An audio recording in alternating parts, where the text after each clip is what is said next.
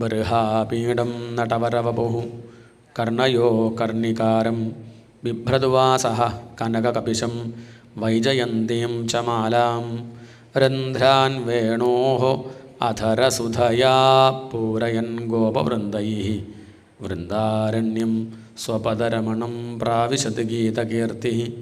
ഗോവിന്ദനാമസങ്കീർത്തനം. ഗോവിന്ദ ഗോവിന്ദ. ശ്രീമദ് ഭാഗവതം അതിലെ പ്രഥമസ്കന്ധം വ്യാസനാരദ സംവാദമാണ് നമ്മൾ ഉച്ചയ്ക്ക് മുമ്പ് കേട്ടത്. ഏത് കഥ നോക്കിയാലും അവിടെയൊക്കെ ഭഗവാനെ പറ്റി കീർത്തിക്കാനും എഴുതാനൊക്കെ പ്രേരിപ്പിക്കുന്നത് നാരദരാണ്. പക്ഷെ നമ്മൾ പൊതുവെ മനസ്സിലാക്കിയത് ഏഷണി പറയുന്ന ആളാണ് നാരദെന്നാണ്. പരദൂഷണം പറയുന്നവരെ തന്നെ നമ്മൾ പറയാറുണ്ട്, നാരദൻ വന്നിട്ടുണ്ട് എന്നൊക്കെ കളിയാക്കി പറയാറുണ്ട്. ശരിക്കും പറഞ്ഞാൽ ആ ചെയ്യുന്നത് മഹത് നിന്ദയാണ്. കാരണം നാരദരെ എവിടെയും അങ്ങനെ ഏഷണി പറഞ്ഞതായിട്ട് പുരാണങ്ങളിൽ കാണില്ല. എല്ലാവരെയും നേർവഴിക്ക് നയിക്കുകയാണ് നാരദർ ചെയ്തത്. വാൽമീകിയോട് രാമായണം എഴുതാമെന്ന് പറഞ്ഞതാരാ? അത് നാരദരാണ്.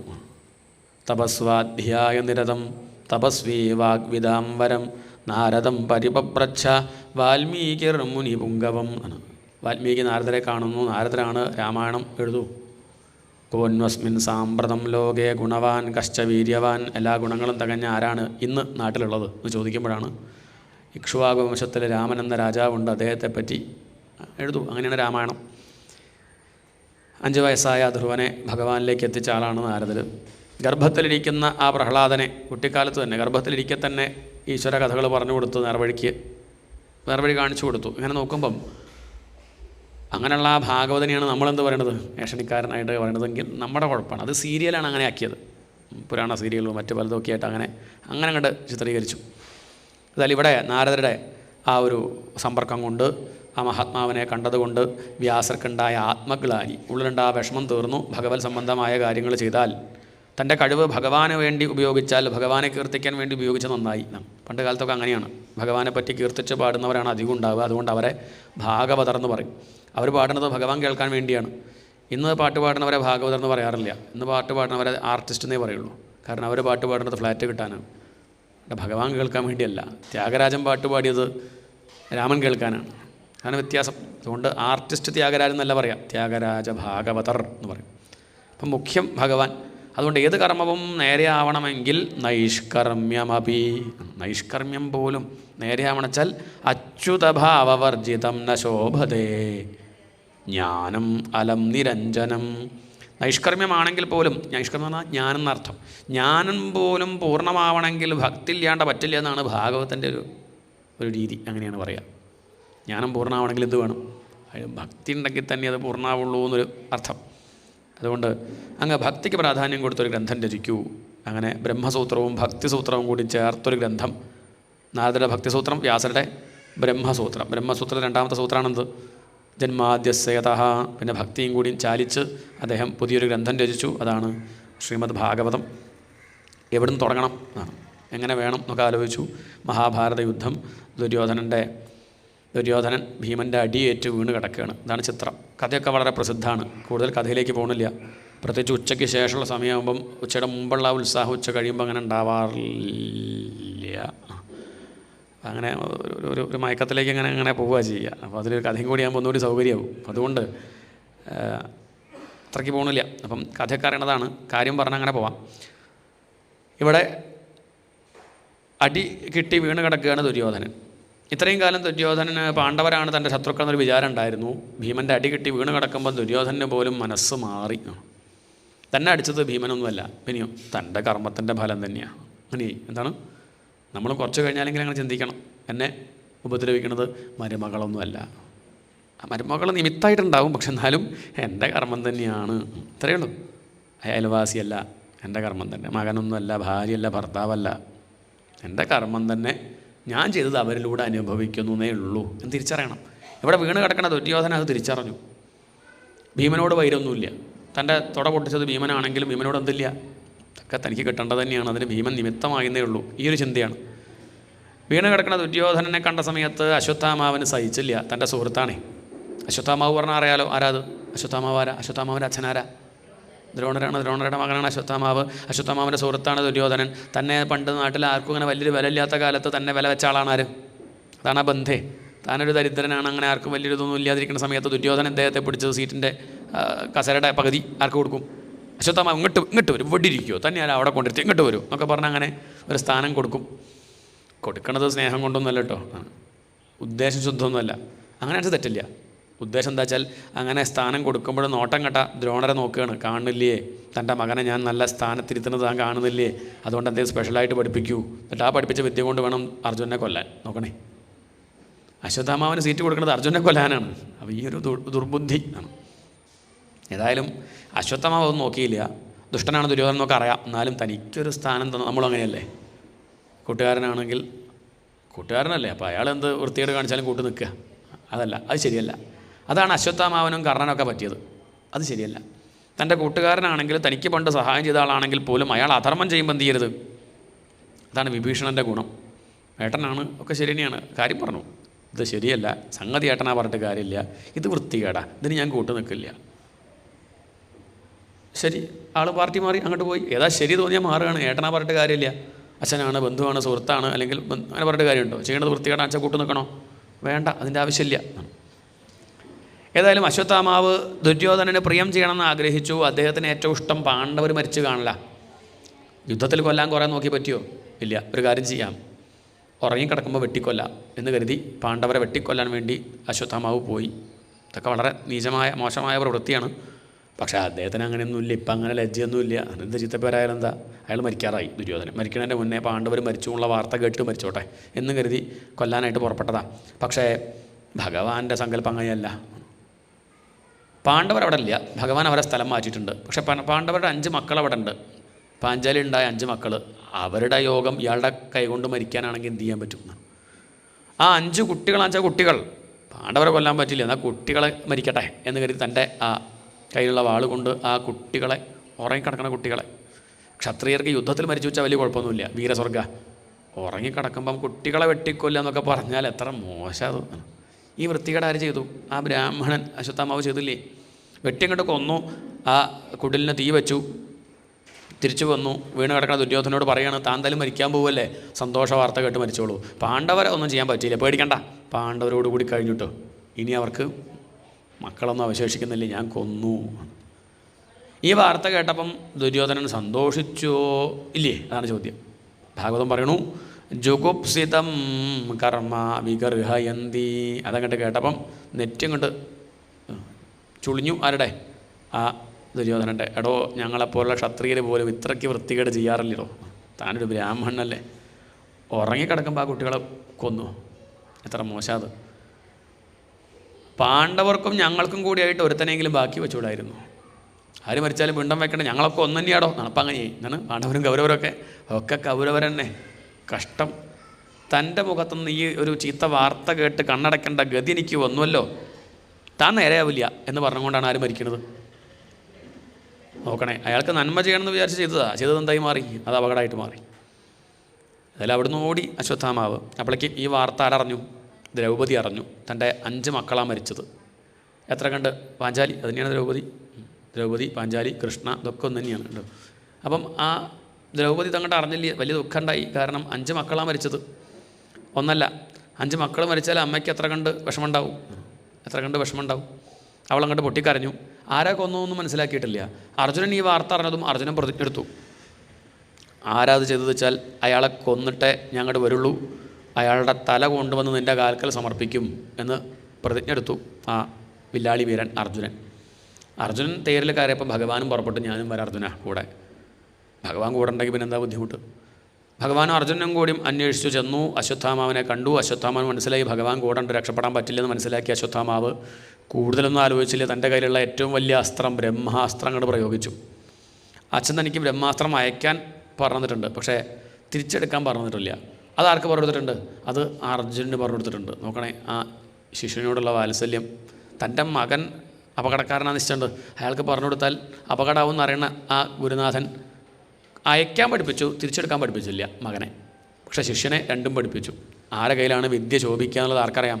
അത് നല്ല ഗുരുനാഥന്മാർക്ക് കൃത്യമായിട്ട് അറിയാം എന്നാണ്. ഏതായാലും അയച്ചു. ആ ബ്രഹ്മാസ്ത്രത്തെ കണ്ട സമയത്ത് അർജുനൻ ഭഗവാന്റെ കാൽക്കൽ വീണു. എന്താ മനസ്സിലാവണില്ല. കൃഷ്ണ കൃഷ്ണ മഹാഭാഗ ഭക്താനാമഭയങ്കര ത്വമേകോ ദഹ്യമാനാനാം അപവർഗോസി സംസ്കൃതേ.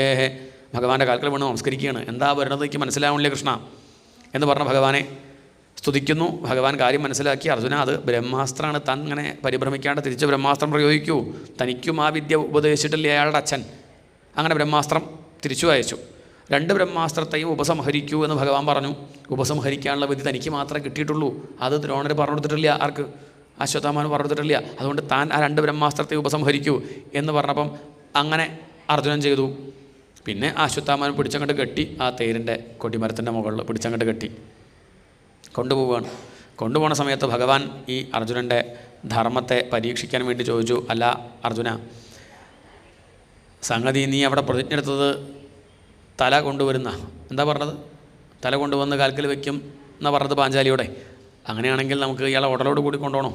നമുക്ക് ലെസ് ലഗേജ് മോർ കംഫേർട്ട് എന്നല്ലേ? നമുക്ക് ഈ തല മാത്രം വെട്ടിയിട്ട് സഞ്ചിയിലേക്ക് കൊണ്ടുപോയാൽ പോരെ? വെറുതെ ഈ ഉടലോട് കൂടി ഇദ്ദേഹത്തെ കൊണ്ടുപോകണോ എന്നാര് ചോദിക്കുകയാണ്? ഭഗവാൻ ചോദിക്കുകയാണ്. ഇത് കേൾക്കുമ്പോൾ നമുക്ക് തോന്നും ഭഗവാൻ ഇയാളെ കൊല്ലണമെന്ന് വലിയ ഉത്സാഹമുണ്ടെന്ന്. അല്ല, തൻ്റെ ഗുരുനാഥൻ്റെ പുത്രനെ കൊല്ലാൻ അർജുനൻ തയ്യാറാവുമോ? അതാണ് ആർക്കറിയേണ്ടത്, അതാണ് ഭഗവാൻ അറിയേണ്ടത്. അതിനുവേണ്ടി പറയാണ്. അതുകൊണ്ട് തല കൊണ്ടുപോയാൽ പോരെ.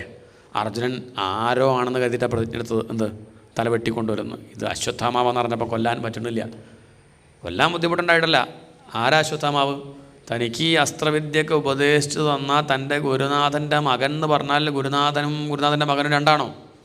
ആത്മാവൈ പുത്രനാമാസി, ഇതാണ് വേദം പറയുക. ആത്മാവ് തന്നെയാണ് മകൻ, അച്ഛൻ തന്നെയാണ് മകൻ, മകൻ തന്നെയാണ് അച്ഛൻ. മകനും അച്ഛനൊക്കെ ഒന്ന് തന്നെയാണ്. അതുകൊണ്ട് ഈ അശ്വത്ഥാമാവനെ കൊല്ലാൻ ആർക്ക് പറ്റണില്ല? അർജുനന് സാധിക്കുന്നില്ല. അതാണോ ഗുരുനാഥന് കൊടുക്കേണ്ട ദക്ഷിണ? ഗുരുനാഥനെയോ കൊന്നു, ഇനിയിപ്പോൾ ഈ മകനെ കൊല്ലും കൂടി ചെയ്താൽ വേണ്ട, പറ്റണില്ല. ഏതായാലും ഭഗവാൻ സന്തോഷമായി. ധർമ്മനിഷ്ഠ ഉണ്ട് അർജുനന്, കൊല്ലാൻ കൂട്ടാക്കണില്ലല്ലോ. ബ്രാഹ്മണെന്ന് കണ്ടിട്ട് അദ്ദേഹം എന്ത് ചെയ്യുന്നില്ല? തൻ്റെ ഗുരുനാഥൻ്റെ പുത്രനെന്ന് കണക്കാക്കിയിട്ട് കൊല്ലാൻ തയ്യാറല്ല. ഏതായാലും കൊണ്ടുപോയി കയ്യും കാലും കൂട്ടിക്കെട്ടി ആ പാഞ്ചാലിയുടെ കാൽക്കലേക്കൊണ്ട് വലിച്ചെറിഞ്ഞു. തഥാഹൃതം പശുവത്ത്, ഒരു പശുവിനെ പോലെ, വെട്ടാൻ കൊണ്ടുപോകണ പശുവിനെ പോലെ, മൃഗത്തെ പോലെ കയ്യും കാലും കൂട്ടിക്കെട്ടി പാശബദ്ധം കരകൊണ്ട് കെട്ടിയിട്ടുണ്ട്. അവാങ്മുഖം, താൻ ചെയ്ത കർമ്മം ഓർത്ത് തല താഴ്ത്തിക്കൊണ്ടാണ് ആര്? അശ്വത്ഥാമാവ്. കർമ്മജുഗുപ്സിതേന നിരീക്ഷ്യ കൃഷ്ണ, ആരത്? കൃഷ്ണ നീട്ടി പറഞ്ഞ പാഞ്ചാലി എന്നാണ്. നിരീക്ഷ്യ കൃഷ്ണ, അതങ്ങോട്ട് കണ്ടു. ആ കൃഷ്ണ പാഞ്ചാലി എന്ത് കണ്ടു? തൻ്റെ 5 മക്കളെ വെട്ടിക്കൊന്ന ആ കൊലയാളിയെ കൊണ്ടുവരികയാണ്. അർജുനനും കൃഷ്ണനും കൂടി കയ്യും കാലും കൂട്ടിക്കെട്ടി വലിച്ചങ്ങോട്ടെറിഞ്ഞു. ആരുടെ നേരെ? ആ പാഞ്ചാലിയുടെ കാൽക്കലേക്ക് ഉരുണ്ട് മറിഞ്ഞ് വീഴുകയാണ് ആര്? ഈ അശ്വത്ഥാമാവ്. ഒരിക്കലും അശ്വത്ഥാമാവ് വിചാരിച്ചില്ല ഇങ്ങനെയൊരു കാഴ്ച. ഒരിക്കലും അവളെ കാണേണ്ടി വരുന്ന ആര് കണക്കാക്കിയിട്ടില്ല? അശ്വത്ഥാമാവ് കണക്കാക്കിയിട്ടില്ല. 5 മക്കളെ കൊന്നവനല്ലേ ഞാൻ. ആ അമ്മയുടെ കണ്ണിന്ന് വരുന്ന ക്രോധാഗ്നിയിൽ താൻ ദഗ്ധനാവില്ലേ? എങ്ങനെ ഞാൻ ആ അമ്മയുടെ മുഖത്തേക്ക് നോക്കും? അവാങ്മുഖം കർമ്മജുഗുപ്സിതേന നിരീക്ഷ കൃഷ്ണ അപകൃതം ഗുരോസുതം വാമസ്വഭാവ. അവിടെയുള്ളവരൊക്കെ കരുതി ആ പാഞ്ചാലി എന്ത് പറയും? വെട്ടിക്കൊല്ലർജുന എന്ന് പറയുന്നത് വിചാരിച്ചു. എന്നതല്ല ഉണ്ടായത്. വാമസ്വഭാവ, പതിവ്രത രത്നമല്ലേ പാഞ്ചാലി, ഉത്തമ സ്വഭാവമുള്ളവളല്ലേ. അതുകൊണ്ട് അവളെന്ത് ചെയ്തു? കൃപയാ നനാമച, പ്രദക്ഷിണം വെച്ചങ്ങോട്ട് നമസ്കരിച്ചു. ആരെ? ആരെ? തൻ്റെ 5 മക്കളെ കൊന്ന കൊലയാളിയെ പ്രദക്ഷിണം വെച്ച് നമസ്കരിക്കുകയാണ്. ഗുരുഭ്യോ നമ എന്ന് പറഞ്ഞ് നമസ്കരിക്കുകയാണ്. എന്താ കാരണം? വാമസ്വഭാവ, നല്ലത് മാത്രം കാണാനല്ലേ അവൾക്ക് അറിയുള്ളൂ. അവളങ്ങനെയല്ലേ പഠിച്ചുള്ളൂ. അതല്ലേ അവളുടെ സംസ്കാരം. അവൾക്ക് നല്ലത് മാത്രമേ കാണാൻ വയ്ക്കൂ. ആരത്? തൻ്റെ ഗുരുനാഥൻ്റെ പുത്രനല്ലേ. തൻ്റെ 5 ഭർത്താക്കന്മാർക്ക് ഈ വിദ്യകളൊക്കെ പഠിപ്പിച്ചു കൊടുത്ത ഗുരുനാഥൻ്റെ മകനല്ലേ. അദ്ദേഹത്തെ കെട്ടിയിട്ട് കാണാൻ അവൾക്ക് വയ്യ. മുച്യതാമേഷ, എനിക്ക് വയ്യ ഈ ഉണ്ണി അങ്ങനെ കെട്ടിട്ടരുതേ, ഒരാൾ വേദനിക്കണത് കാണാൻ എനിക്ക് പ്രയാസമുണ്ട്. ബ്രാഹ്മണോ നിതരാം ഗുരുഹു, നിങ്ങളുടെ ഗുരുവല്ലേ അദ്ദേഹം, ബ്രാഹ്മണനല്ലേ. സരഹസ്യോ ധനുർവേദ, ധനുർവേദമൊക്കെ വിസ്തരിച്ച് പഠിപ്പിച്ചു തന്നത് അദ്ദേഹത്തിൻ്റെ അച്ഛനല്ലേ. ആ അച്ഛനോട് ഇങ്ങനെയാണോ നന്ദി പറയേണ്ടത്? ഇനി ഇദ്ദേഹത്തെ കൊന്നിട്ട് എന്താ ഉദ്ദേശം? ഈ മകൻ മരിച്ചാൽ എൻ്റെ 5 മക്കൾ തിരിച്ചു വരുമോ? അശ്വത്ഥാമാവനെ കണ്ട് കൊന്നാൽ എൻ്റെ മരിച്ചുപോയ മക്കൾ തിരിച്ചു വരുമോ? അശ്വത്ഥാമാവനെ കൊന്നാൽ എന്താ ഉണ്ടാവുക? എൻ്റെ 6ാമത്തെ ഉണ്ണി കൂടി മരിക്കുകയാണ്. എന്താണ്? അശ്വത്ഥാമാവ് ആരാ? 6ാമത്തെ ഉണ്ണിയാണ്. ആരുടെ? നോക്കണം, മറ്റുള്ളവരുടെ കുട്ടികളെപ്പോലെ തൻ്റെ കുട്ടികളായിട്ട് കാണുക. ആ ഒരു മനസ്സ് നോക്കൂ. താൻ വേദനിച്ചാലും താൻ കാരണം വേറൊരാൾ വേദനിക്കരുത്. എന്നെ വേദനിപ്പിച്ചാലും ഞാൻ എന്ത് ചെയ്യില്ല, ഞാൻ നിങ്ങളെ വേദനിപ്പിക്കുന്നില്ല. കാരണം നിങ്ങൾ എന്നെ വേദനിപ്പിക്കുന്നത് എനിക്ക് മറക്കാൻ സാധിക്കും, പക്ഷേ ഞാൻ നിങ്ങളെ വേദനിപ്പിച്ച ചിലപ്പോൾ ഒരു പക്ഷേ നിങ്ങൾക്ക് മറക്കാൻ പറ്റിയില്ലെങ്കിലോ. അപ്പം അതുകൊണ്ട് ഞാനതിന് നിൽക്കണില്ല. ഇങ്ങനെയാണ് മഹാത്മാക്കൾ ചിന്തിക്കുക. ഇങ്ങോട്ട് വേദനിപ്പിച്ചാൽ അങ്ങോട്ട് വേദനിപ്പിക്കണം. നമുക്ക് വേദനിപ്പിച്ചാൽ കുഴപ്പമില്ല, ഭാഗവത കയ്യിലുണ്ടല്ലോ, വേദന ഇല്ലാണ്ടാക്കുക പെട്ടെന്ന്, വേദന സംഹാരി പെയിൻ കില്ലർ കയ്യിലുണ്ട്, മറ്റുള്ളവർ കയ്യിൽ ഉണ്ടായിക്കോളുന്നില്ല. അപ്പം അതുകൊണ്ട് താൻ കാരണം മറ്റുള്ളവർക്കൊരു വിഷമം വേണ്ട കരുതില്ലേ. ഇവിടെ ഈ പാഞ്ചാലി തൊഴുതങ്ങോട്ട് നമസ്കരിച്ചു, വിട്ടയക്കൂ. പ്രജാരൂപേണ വർത്തതേ സയേഷ ഭഗവാൻ ദ്രോണ. ഇത് സാക്ഷാൽ ഭഗവാൻ ദ്രോണം തന്നെയാണ് മകനായിട്ട് നിൽക്കുക. അപ്പം ദ്രോണയുടെ മുറിച്ച മുറി അശ്വത്ഥാമാവ്, അദ്ദേഹത്തെ കൊല്ലാൻ പാടില്ല, അത് ശരിയല്ല. ഇങ്ങനെ കൊന്നു കഴിഞ്ഞാൽ എന്താ ഉണ്ടാവുക? ഇയാളുടെ അമ്മ ദുഃഖിക്കില്ലേ, എന്നെപ്പോലെ കരയില്ലേ? മക്കൾ മരിച്ചാലുള്ള വിഷമം എനിക്ക് നല്ലപോലെ അറിയാം. 1 അല്ല 5 മക്കളാണ് മരിച്ചത്. ഇനി ഈ ഗൗതമി പറഞ്ഞാൽ ദ്രോണരുടെ പത്നി, മാരോദിതസ്യ ജനനീ ഗൗതമി പതിദേവത കൃപി എന്നും പേരുണ്ട്. ഇദ്ദേഹത്തിൻ്റെ അമ്മയായ ദ്രോണരുടെ പത്നിയായ ആ ഗൗതമി കരയാൻ പാടില്ല. ഇനി ഇദ്ദേഹം മരിച്ചു കഴിഞ്ഞാൽ അവളും കരയില്ലേ? ഭർത്താവ് മരിച്ച ദുഃഖം തന്നെ അവൾക്ക് താങ്ങാൻ വയ്യ. അങ്ങനെ ഇരിക്കെ ഇനി മകനും കൂടി മരിച്ച വാർത്ത കേട്ടാൽ അവളെത്ര കണ്ട് വിഷമിക്കും. അതുകൊണ്ട് പാടില്ല. നമ്മൾ കാരണം ഒരാളും ഇനി ഇതുപോലെ കരയേണ്ടി വരരുത് എന്നാര് പറഞ്ഞു? ആ ദ്രൗപദി പറഞ്ഞു. ഇതങ്ങോട്ട് കേട്ടപ്പം ധർമ്മപുത്രർക്ക് അഭിമാനം തോന്നി, ഇങ്ങനൊരു പത്നി എനിക്കുണ്ടായല്ലോ. അവൾ പറഞ്ഞതാണ് ശരി. ധർമ്മ്യം ന്യായം സകരുണം. സാധാരണ പ്രയാസങ്ങളും പ്രശ്നങ്ങളും വരുമ്പോൾ ധർമ്മം മറക്കുക പതിവ് അല്ലേ? നമുക്കൊരു ജീവിതത്തിലൊരു പ്രശ്നം വരുമ്പോൾ നമ്മളെന്ത് ചെയ്യും? ഭാഗവതമൊക്കെ പിന്നെ ആചാര്യനൊക്കെ സപ്താഹം വായിക്കുമ്പം നമ്മളുടെ വിഷയം വരുമ്പോൾ സംഗതി മാറും. അതൊക്കെ വേറെ, പറച്ചിൽ വേറെ, കാര്യത്തിലൂടെ എടുക്കുമ്പം വിഷയം മാറില്ലേ?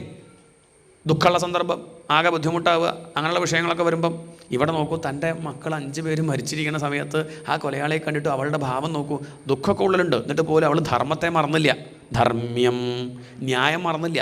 നമുക്ക് മമത ബാധിച്ച എന്ത് മറക്കും? ന്യായം ധർമ്മം ഒന്നും പിന്നെ ഉണ്ടാവില്ല. എൻ്റെ ഉണ്ണിയല്ലേ, എനിക്ക് വേണ്ടപ്പെട്ട ആളല്ലേ, അയാൾക്ക് വരിയൊന്നും വേണ്ട, അങ്ങോട്ട് പോരൂ. അയാൾക്ക് വേറെ ഇളവുകളുണ്ടാവും. കുറ്റം ചെയ്തത് അവനവൻ്റെ ആളാണെന്ന് വെച്ചാൽ പിന്നെ ശിക്ഷിക്കേണ്ട, തൻ്റെ ആളാണേ, തൻ്റെ പാർട്ടിയെ മനസ്സിലാക്കിയില്ല, എപ്പോഴാണ് അറിഞ്ഞത്, എന്നാൽ പിന്നെ വേണ്ട എന്ന് വിചാരിക്കില്ലേ?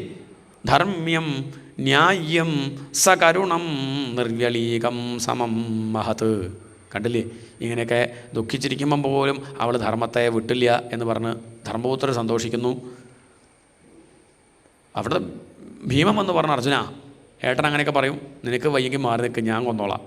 ഓരോരുത്തരും ഓരോ സ്വഭാവമാണ്. ധർമ്മപുത്ര പോലെയല്ല ഭീമനെ പോലെയല്ല അർജുനൻ പിന്നെയൊരു ഋജുത, നേരെ സ്ട്രൈറ്റ് ഫോർവേഡാണ്. അർജുനൻ ഒന്നുകൂടി ചിന്തിച്ചു, എന്താ ഇപ്പം ശരി, എന്ത് വേണം? ഭീമൻ പറഞ്ഞത് കേൾക്കണോ, യുധിഷ്ഠിരൻ പറഞ്ഞത് കേൾക്കണോ?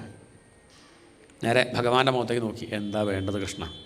ഏട്ടൻ പറയണത് കൊല്ലണ്ടാന്ന്, പാഞ്ചാലിയും കൊല്ലണ്ടെന്നാണ് പറയണത്, ഭീമൻ പറയണത് കൊല്ലണമെന്നാണ്. ശരിക്കും നോക്കിയാൽ കൊല്ലേണ്ടതല്ലേ? 5 മക്കളല്ലേ ആ ദുഷ്ടൻ കൊന്നത്. ഭഗവാനൊന്ന് പുഞ്ചിരിച്ചു. അതിൻ്റെ അർത്ഥം എന്താണെന്ന് ആർക്ക് മനസ്സിലായി? അർജുനന് മനസ്സിലായി. ബ്രഹ്മബന്ധു ന ഹന്തവ്യ, ബ്രാഹ്മണരെ കൊല്ലാൻ പാടില്ല. ആതതായി വധാർഹണ, എന്നാൽ ആതതായി ആണെങ്കിൽ വിചാരണ വേണ്ട, കണ്ട ഉടനെ അവിടെ എന്ത് ചെയ്യാം? തലവെട്ടാം, ഒരു കുഴപ്പമില്ല. ഇയാൾ ആതതായിയാണ്. ആതതായി എന്ന് പറഞ്ഞാൽ സ്ത്രീകളെ ദ്രോഹിക്കുക, കുട്ടികളെ ഉപദ്രവിക്കുക, വീടിന് തീ വയ്ക്കുക, ഇതൊക്കെ ചെയ്യണവരെയാണ് ആതതായി എന്ന് പറയുക. എന്താണ് ഇത്? 3 വാരി ചെയ്തിട്ടുണ്ട്.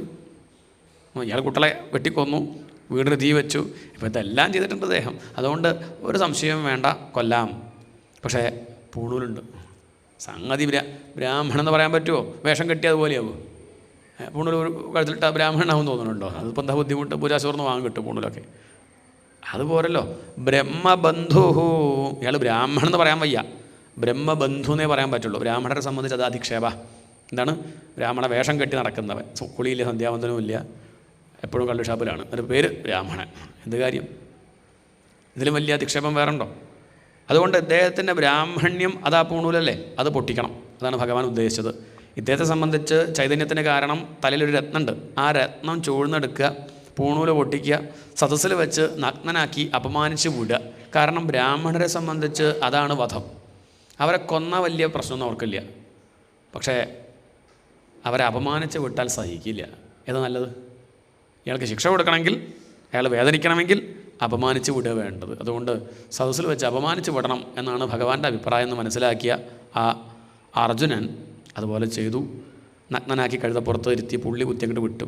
തന്നെ വെറുതെ വിട്ടുമല്ലോ എന്നാണ് വിചാരിക്കേണ്ടത്. പക്ഷെ ആ സ്ഥാനത്ത് അപാണ്ഡവമിതം കർത്തും, ഇനി പാണ്ഡവരുണ്ടാവില്ല എന്ന് പറഞ്ഞ് അങ്ങനെ അസ്ത്രം അയച്ചു. പാണ്ഡവരുടെ നേരെ ഈ അസ്ത്രം കണ്ട് പോയി. പക്ഷേ ആ അസ്ത്രം പാണ്ഡവരെ ഉപദ്രവിച്ചില്ല. കാരണം കൂടി ആരുണ്ട്? കൃഷ്ണനുള്ളത് കൊണ്ട് ഒരസ്ത്രവും അവിടെ ഏൽക്കില്ല. പിന്നെ ആ അസ്ത്രം അങ്ങനെ പോയി. ഇനി എന്ത് ചെയ്യണം? പാണ്ഡവരെ മുഴുവൻ ഇല്ലാണ്ട് അവിടെ ചെങ്ങട്ടാ പോകേണ്ടത്. അങ്ങനെ അന്വേഷിച്ചപ്പം നമ്മുടെ അർജുനൻ, പാണ്ഡവർ 5 പേരും കൂടി പാഞ്ചാലിയെ കഴിച്ചിട്ടുണ്ട്. പിന്നെ എല്ലാവരും വേറെ വേറെ തന്നെ കഴിച്ചിട്ടുണ്ട്. അതിൽ അർജുനൻ സുഭദ്രയെ കഴിച്ചല്ലോ. സുഭദ്രയുടെ മകനുണ്ടായി, അതാണ് അഭിമന്യു. അഭിമന്യു വിവാഹം കഴിച്ചത് ആരെയാ? അഭിമന്യു. ഉത്തര എന്നാണ് അഭിമന്യുവിൻ്റെ പത്നിയുടെ പേര്. ഉത്തര ഗർഭിണിയായിട്ടിരിക്കുമ്പോഴാണ് മഹാഭാരത യുദ്ധത്തിൽ അഭിമന്യു മരിച്ചു. ആ ഉത്തരയുടെ ഗർഭം, അതാണ് നമ്മുടെ കഥാനായകൻ പരീക്ഷിത്ത്. ശരിക്കും പേര് വിഷ്ണുരാധൻ. അപ്പോൾ ഇനി ആ പരീക്ഷത്ത് പുറത്തേക്ക് വന്നിട്ട് വേണം പാണ്ഡവ വംശത്തെ രക്ഷിക്കാൻ. അവസാനത്തെ വിത്ത് അത് പരീക്ഷത്ത. ആ ഗർഭത്തിലേക്ക് ആര് പോയി? ഇവിടെ ഉത്തരയുടെ ഗർഭത്തിലേക്ക് ആ അസ്ത്രം കണ്ട് വന്നു. ഉത്തരയ്ക്ക് മനസ്സിലായി എന്തോന്ന് തൻ്റെ ഗർഭത്തെ ദ്രോഹിക്കാനായിട്ട് വരുന്നുണ്ട്. അമ്മയായ തൻ്റെ ധർമ്മമാണ് കുട്ടിയെ രക്ഷിക്കുക എന്നുള്ളത്. താൻ മരിച്ചാലും സാരമില്ല, കുട്ടിക്ക് ആപത്ത് വരരുത് എന്ന് കണക്കാക്കി അവൾ പാണ്ഡവരവിടെ ഉണ്ടെങ്കിലും അവരുടെ അടുത്തേക്ക് പോവാതെ ആരുടെ അടുത്തേക്ക് വന്നു? ഭഗവാന്റെ അടുത്തേക്ക് വന്നു. അതാണ് വിവേകം. സ്വന്തക്കാരൊക്കെ ഉണ്ട് അവിടെ, പക്ഷെ അറിയാമെന്ത്? അതൊക്കെ ഡമ്മി, അതൊക്കെ എപ്പോഴാച്ചാൽ വിളിച്ചോളൂ കേട്ടോ എന്നൊക്കെ പറയുന്നേ ഉള്ളൂ. വിളിക്കുമ്പോൾ കിട്ടില്ല, നോട്ട് റീച്ചബിൾ. അതുവരെയും കിട്ടും, എപ്പോഴും വിളിക്കും. പക്ഷെ ആവശ്യം വരുമ്പം നമ്മളങ്ങോട്ട് വിളിക്കുമ്പം കിട്ടിക്കോളന്നില്ല. പാണ്ഡവരൊക്കെ ഉണ്ട്, വലിയ കേമന്മാരാണ്. ഈ ധർമ്മപുത്രർ, ഈ അർജുനൻ, ഭീമൻ ഒക്കെ ഒന്നും മോശക്കാരൊന്നുമല്ല. പക്ഷേ പാഞ്ചാലി വസ്ത്രാക്ഷേപ സമയത്ത് നമ്മൾ കഥ കേട്ടതല്ലേ, 5 ഭർത്താക്കന്മാർക്ക് ഉണ്ടായിട്ട് അവർക്ക് രക്ഷിക്കാൻ പറ്റുമോ? അപ്പം അതുകൊണ്ട് രക്ഷിക്കാനായിട്ടുണ്ടാവുക അത് ഭഗവാൻ മാത്രമാണെന്നറിയുന്ന ആ ഉത്തര, അതാണ് ശരണാഗതിയുടെ കാര്യത്തിൽ ഉത്തരയും ഗജേന്ദ്രനെയും കണ്ടു പഠിക്കണമെന്നാണ് പറയുക. ആരെയും ആശ്രയിക്കാൻ പോയില്ല, നേരിട്ട് എന്ത് ചെയ്തു? നേരിട്ട് ഭഗവാനെ ആശ്രയിക്കുക. നമ്മളൊക്കെ കുറേ നോക്കി അവസാനമാണ്, എന്നാൽ പിന്നെ തൃപ്രങ്ങോട്ടൊരു ശംഖാഭിഷേകം ആവാം. അവസാനം നമ്മളെല്ലാ പതിയും നോക്കും. അലോപ്പതി, നാച്ചുറോപ്പതി, ഹോമിയോപ്പതി, പിന്നെ ജഗത്പതി. ഇത് ആദ്യം തന്നെ ജഗത്പതി എന്നാണ്. പാഹി പാഹി മഹായോഗിൻ ദേവദേവ ജഗത്പതേ. അങ്ങ് ജഗത്തിൻ്റെ പതിയല്ലേ. ഈ ബ്രഹ്മാണ്ടത്തെ രക്ഷിക്കുന്ന അങ്ങേക്ക് എൻ്റെ ഗർഭത്തിലുള്ള കുട്ടിയെ രക്ഷിക്കാനുള്ള ബുദ്ധിമുട്ട്? ഈ കാണുന്ന ഗ്രഹങ്ങളിൽ നക്ഷത്രങ്ങളിൽ രക്ഷിക്കുന്ന ആൾക്ക് ഈ ഒരു കുട്ടിയെ രക്ഷിക്കാൻ ബുദ്ധിമുട്ടുണ്ടോ?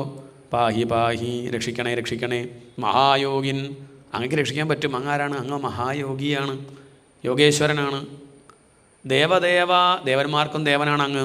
ജഗത്പതേ, ഈ ജഗത്തിനെ രക്ഷിക്കുന്നവൻ അങ്ങാണ്. നാന്യം ത്വദഭയം പശ്യേ, അങ്ങക്ക് രക്ഷിക്കാൻ സാധിക്കും, അങ്ങത് ചെയ്യും എന്നെനിക്ക് ഉറപ്പുണ്ട്. എന്താ കാരണം? ഞാൻ അങ്ങനെ അങ്ങയെ ശരണം പ്രാപിച്ചവളാ. നമ്മളെ രക്ഷിച്ചോളന്നില്ല, കാരണം നമ്മളെല്ലാം വിട്ട് ശരണം പ്രാപിച്ചിട്ടില്ല. നമ്മൾ ബാങ്ക് ബാലൻസ് ഒന്നും വിട്ടിട്ടില്ല, ബന്ധുക്കളൊന്നും വിട്ടിട്ടില്ല അല്ലേ. കുറച്ചൊക്കെ ഇടയ്ക്ക് ഈശ്വരനെ ഭജിക്കാറുണ്ടെങ്കിലും പൂർണ്ണമായിട്ട് ഭജിക്കുന്നുണ്ടോ ചോദിച്ചാൽ ഇല്ല. അങ്ങനെ എല്ലാം ഒഴിവാക്കിയിട്ടൊന്നും ഭജിക്കാൻ പറ്റില്ലേ എന്നാണ്. അങ്ങനെയല്ലേ നമ്മൾ പറയാം. എന്നാൽ ഈ ഉത്തര പറയാണ്, നാന്യം ത്വദഭയം പശ്യേ, അങ്ങല്ലാണ്ട വേറൊന്നും ഞാൻ അഭയമായിട്ട് കാണുന്നില്ല. നമ്മൾ പറയണത് പലതുകൊണ്ട് അഭയമായിട്ട്, കൂടുതൽ ഈശ്വരൻ കിടക്കട്ടെ എന്ന്. ആരോഗ്യമില്ലേ? എന്താണ്? നല്ല ആരോഗ്യമില്ലേ? പ്രഷറില്ല, അറിയോ? ഷുഗറില്ല, കൊളസ്ട്രോളില്ല, വിവരമില്ല. അതുകൊണ്ട് ഇതൊന്നും ഇല്ലാത്തവരെ പെട്ടെന്ന് പോണത്. ഇതൊന്നും ഇല്ലാത്തവരാണ് പെട്ടെന്ന്. അങ്ങനെയൊന്നും പറയാൻ പറ്റില്ല നമുക്ക്. അതിലൊന്നും അഭിമാനിക്കേണ്ട കാര്യമൊന്നുമില്ല. ഇനി ഉണ്ടെങ്കിലും ഇല്ലെങ്കിൽ ഇതൊന്നും അല്ല വിഷയം. നാന്യം ത്വദഭയം പശ്യേ, അങ്ങല്ലാണ്ട് വേറൊരാളെ ഞാൻ ആശ്രയമായിട്ട് കാണുന്നില്ല. കാരണം അവരൊക്കെ മൃത്യുവിൽപ്പെട്ടവരാ, അവർക്കൊന്നും സമാധാനം കാണുന്നില്ല. ഇവിടെ സമാധാനമായിട്ടിരിക്കുന്ന ആളെയാണ് നമ്മൾ ആശ്രയിക്കേണ്ടത്. സമാധാനം വേണമെങ്കിൽ, കാശ് വേണമെങ്കിൽ കാശുള്ള ആളെ പോയി ആശ്രയിക്കണം, വേണ്ടേ? ദരിദ്രനെ പോയി ആശ്രയിച്ചാലോ? നമുക്കും കാശില്ല, അയാൾക്ക് നമ്മുടെ അത്രയില്ല. എന്നിട്ട് എടുത്ത് ചോദിച്ചിട്ട് എന്താ കാര്യം? ഇതന്നെയാണ് നമ്മളിപ്പോൾ ചെയ്യണത്. നമുക്ക് ദുഃഖം, ആ ദുഃഖം നീങ്ങാനായിട്ട് എന്ത് ചെയ്യുന്നു? നമ്മളെക്കാൾ ദുഃഖമുള്ള ആളടുത്ത് പോയിട്ട് ഇങ്ങനെ കൗൺസിലിങ്. ആരാ കൗൺസിലിങ് നടത്തുന്ന ആൾ? അയാൾക്ക് വലിയ ദുഃഖമാണ്, അയാൾ പറ്റിയ ആത്മഹത്യ ചെയ്തു. ആര്? ഡോക്ടറെ. മോട്ടിവേഷൻ കൊടുത്ത ആളാണ് അധികം അങ്ങനെയുള്ളവരെ കാണാം. പെട്ടെന്ന് പോവുകയാണ്. അതധികം ദുഃഖമല്ലേ? നേരെ മറിച്ച് ഭഗവാന്റെ അടുത്തേക്ക് ചെല്ലൂ, ആനന്ദ സ്വരൂപനാണ്. കയ്യിലെന്തേ ഉള്ളൂ? ആനന്ദേ ഉള്ളൂ. ദുഃഖിച്ച് നമ്മൾ വന്നാൽ ആനന്ദം തരും, കയ്യിലുള്ളത് അങ്ങോട്ട് കൊടുക്കും. അതുകൊണ്ട് ദുഃഖം നീങ്ങാനാണെങ്കിൽ ഭഗവാനെയാണ് ആശ്രയിക്കേണ്ടത്.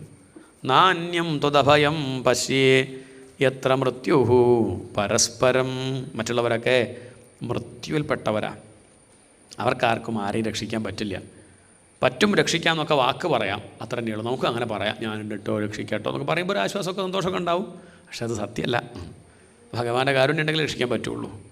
മോഹിച്ചിട്ട് കാര്യമില്ല. രക്ഷിക്കണമെന്ന് ആഗ്രഹമുണ്ട്, തയ്യാറുമുണ്ട്. പക്ഷേ ആ സമയത്ത് അവിടെ എത്താൻ പറ്റാണ്ട് പോകാറില്ലേ? എന്താ ന്യായം പറയുക? എത്ര മൃത്യുഹു പരസ്പരം.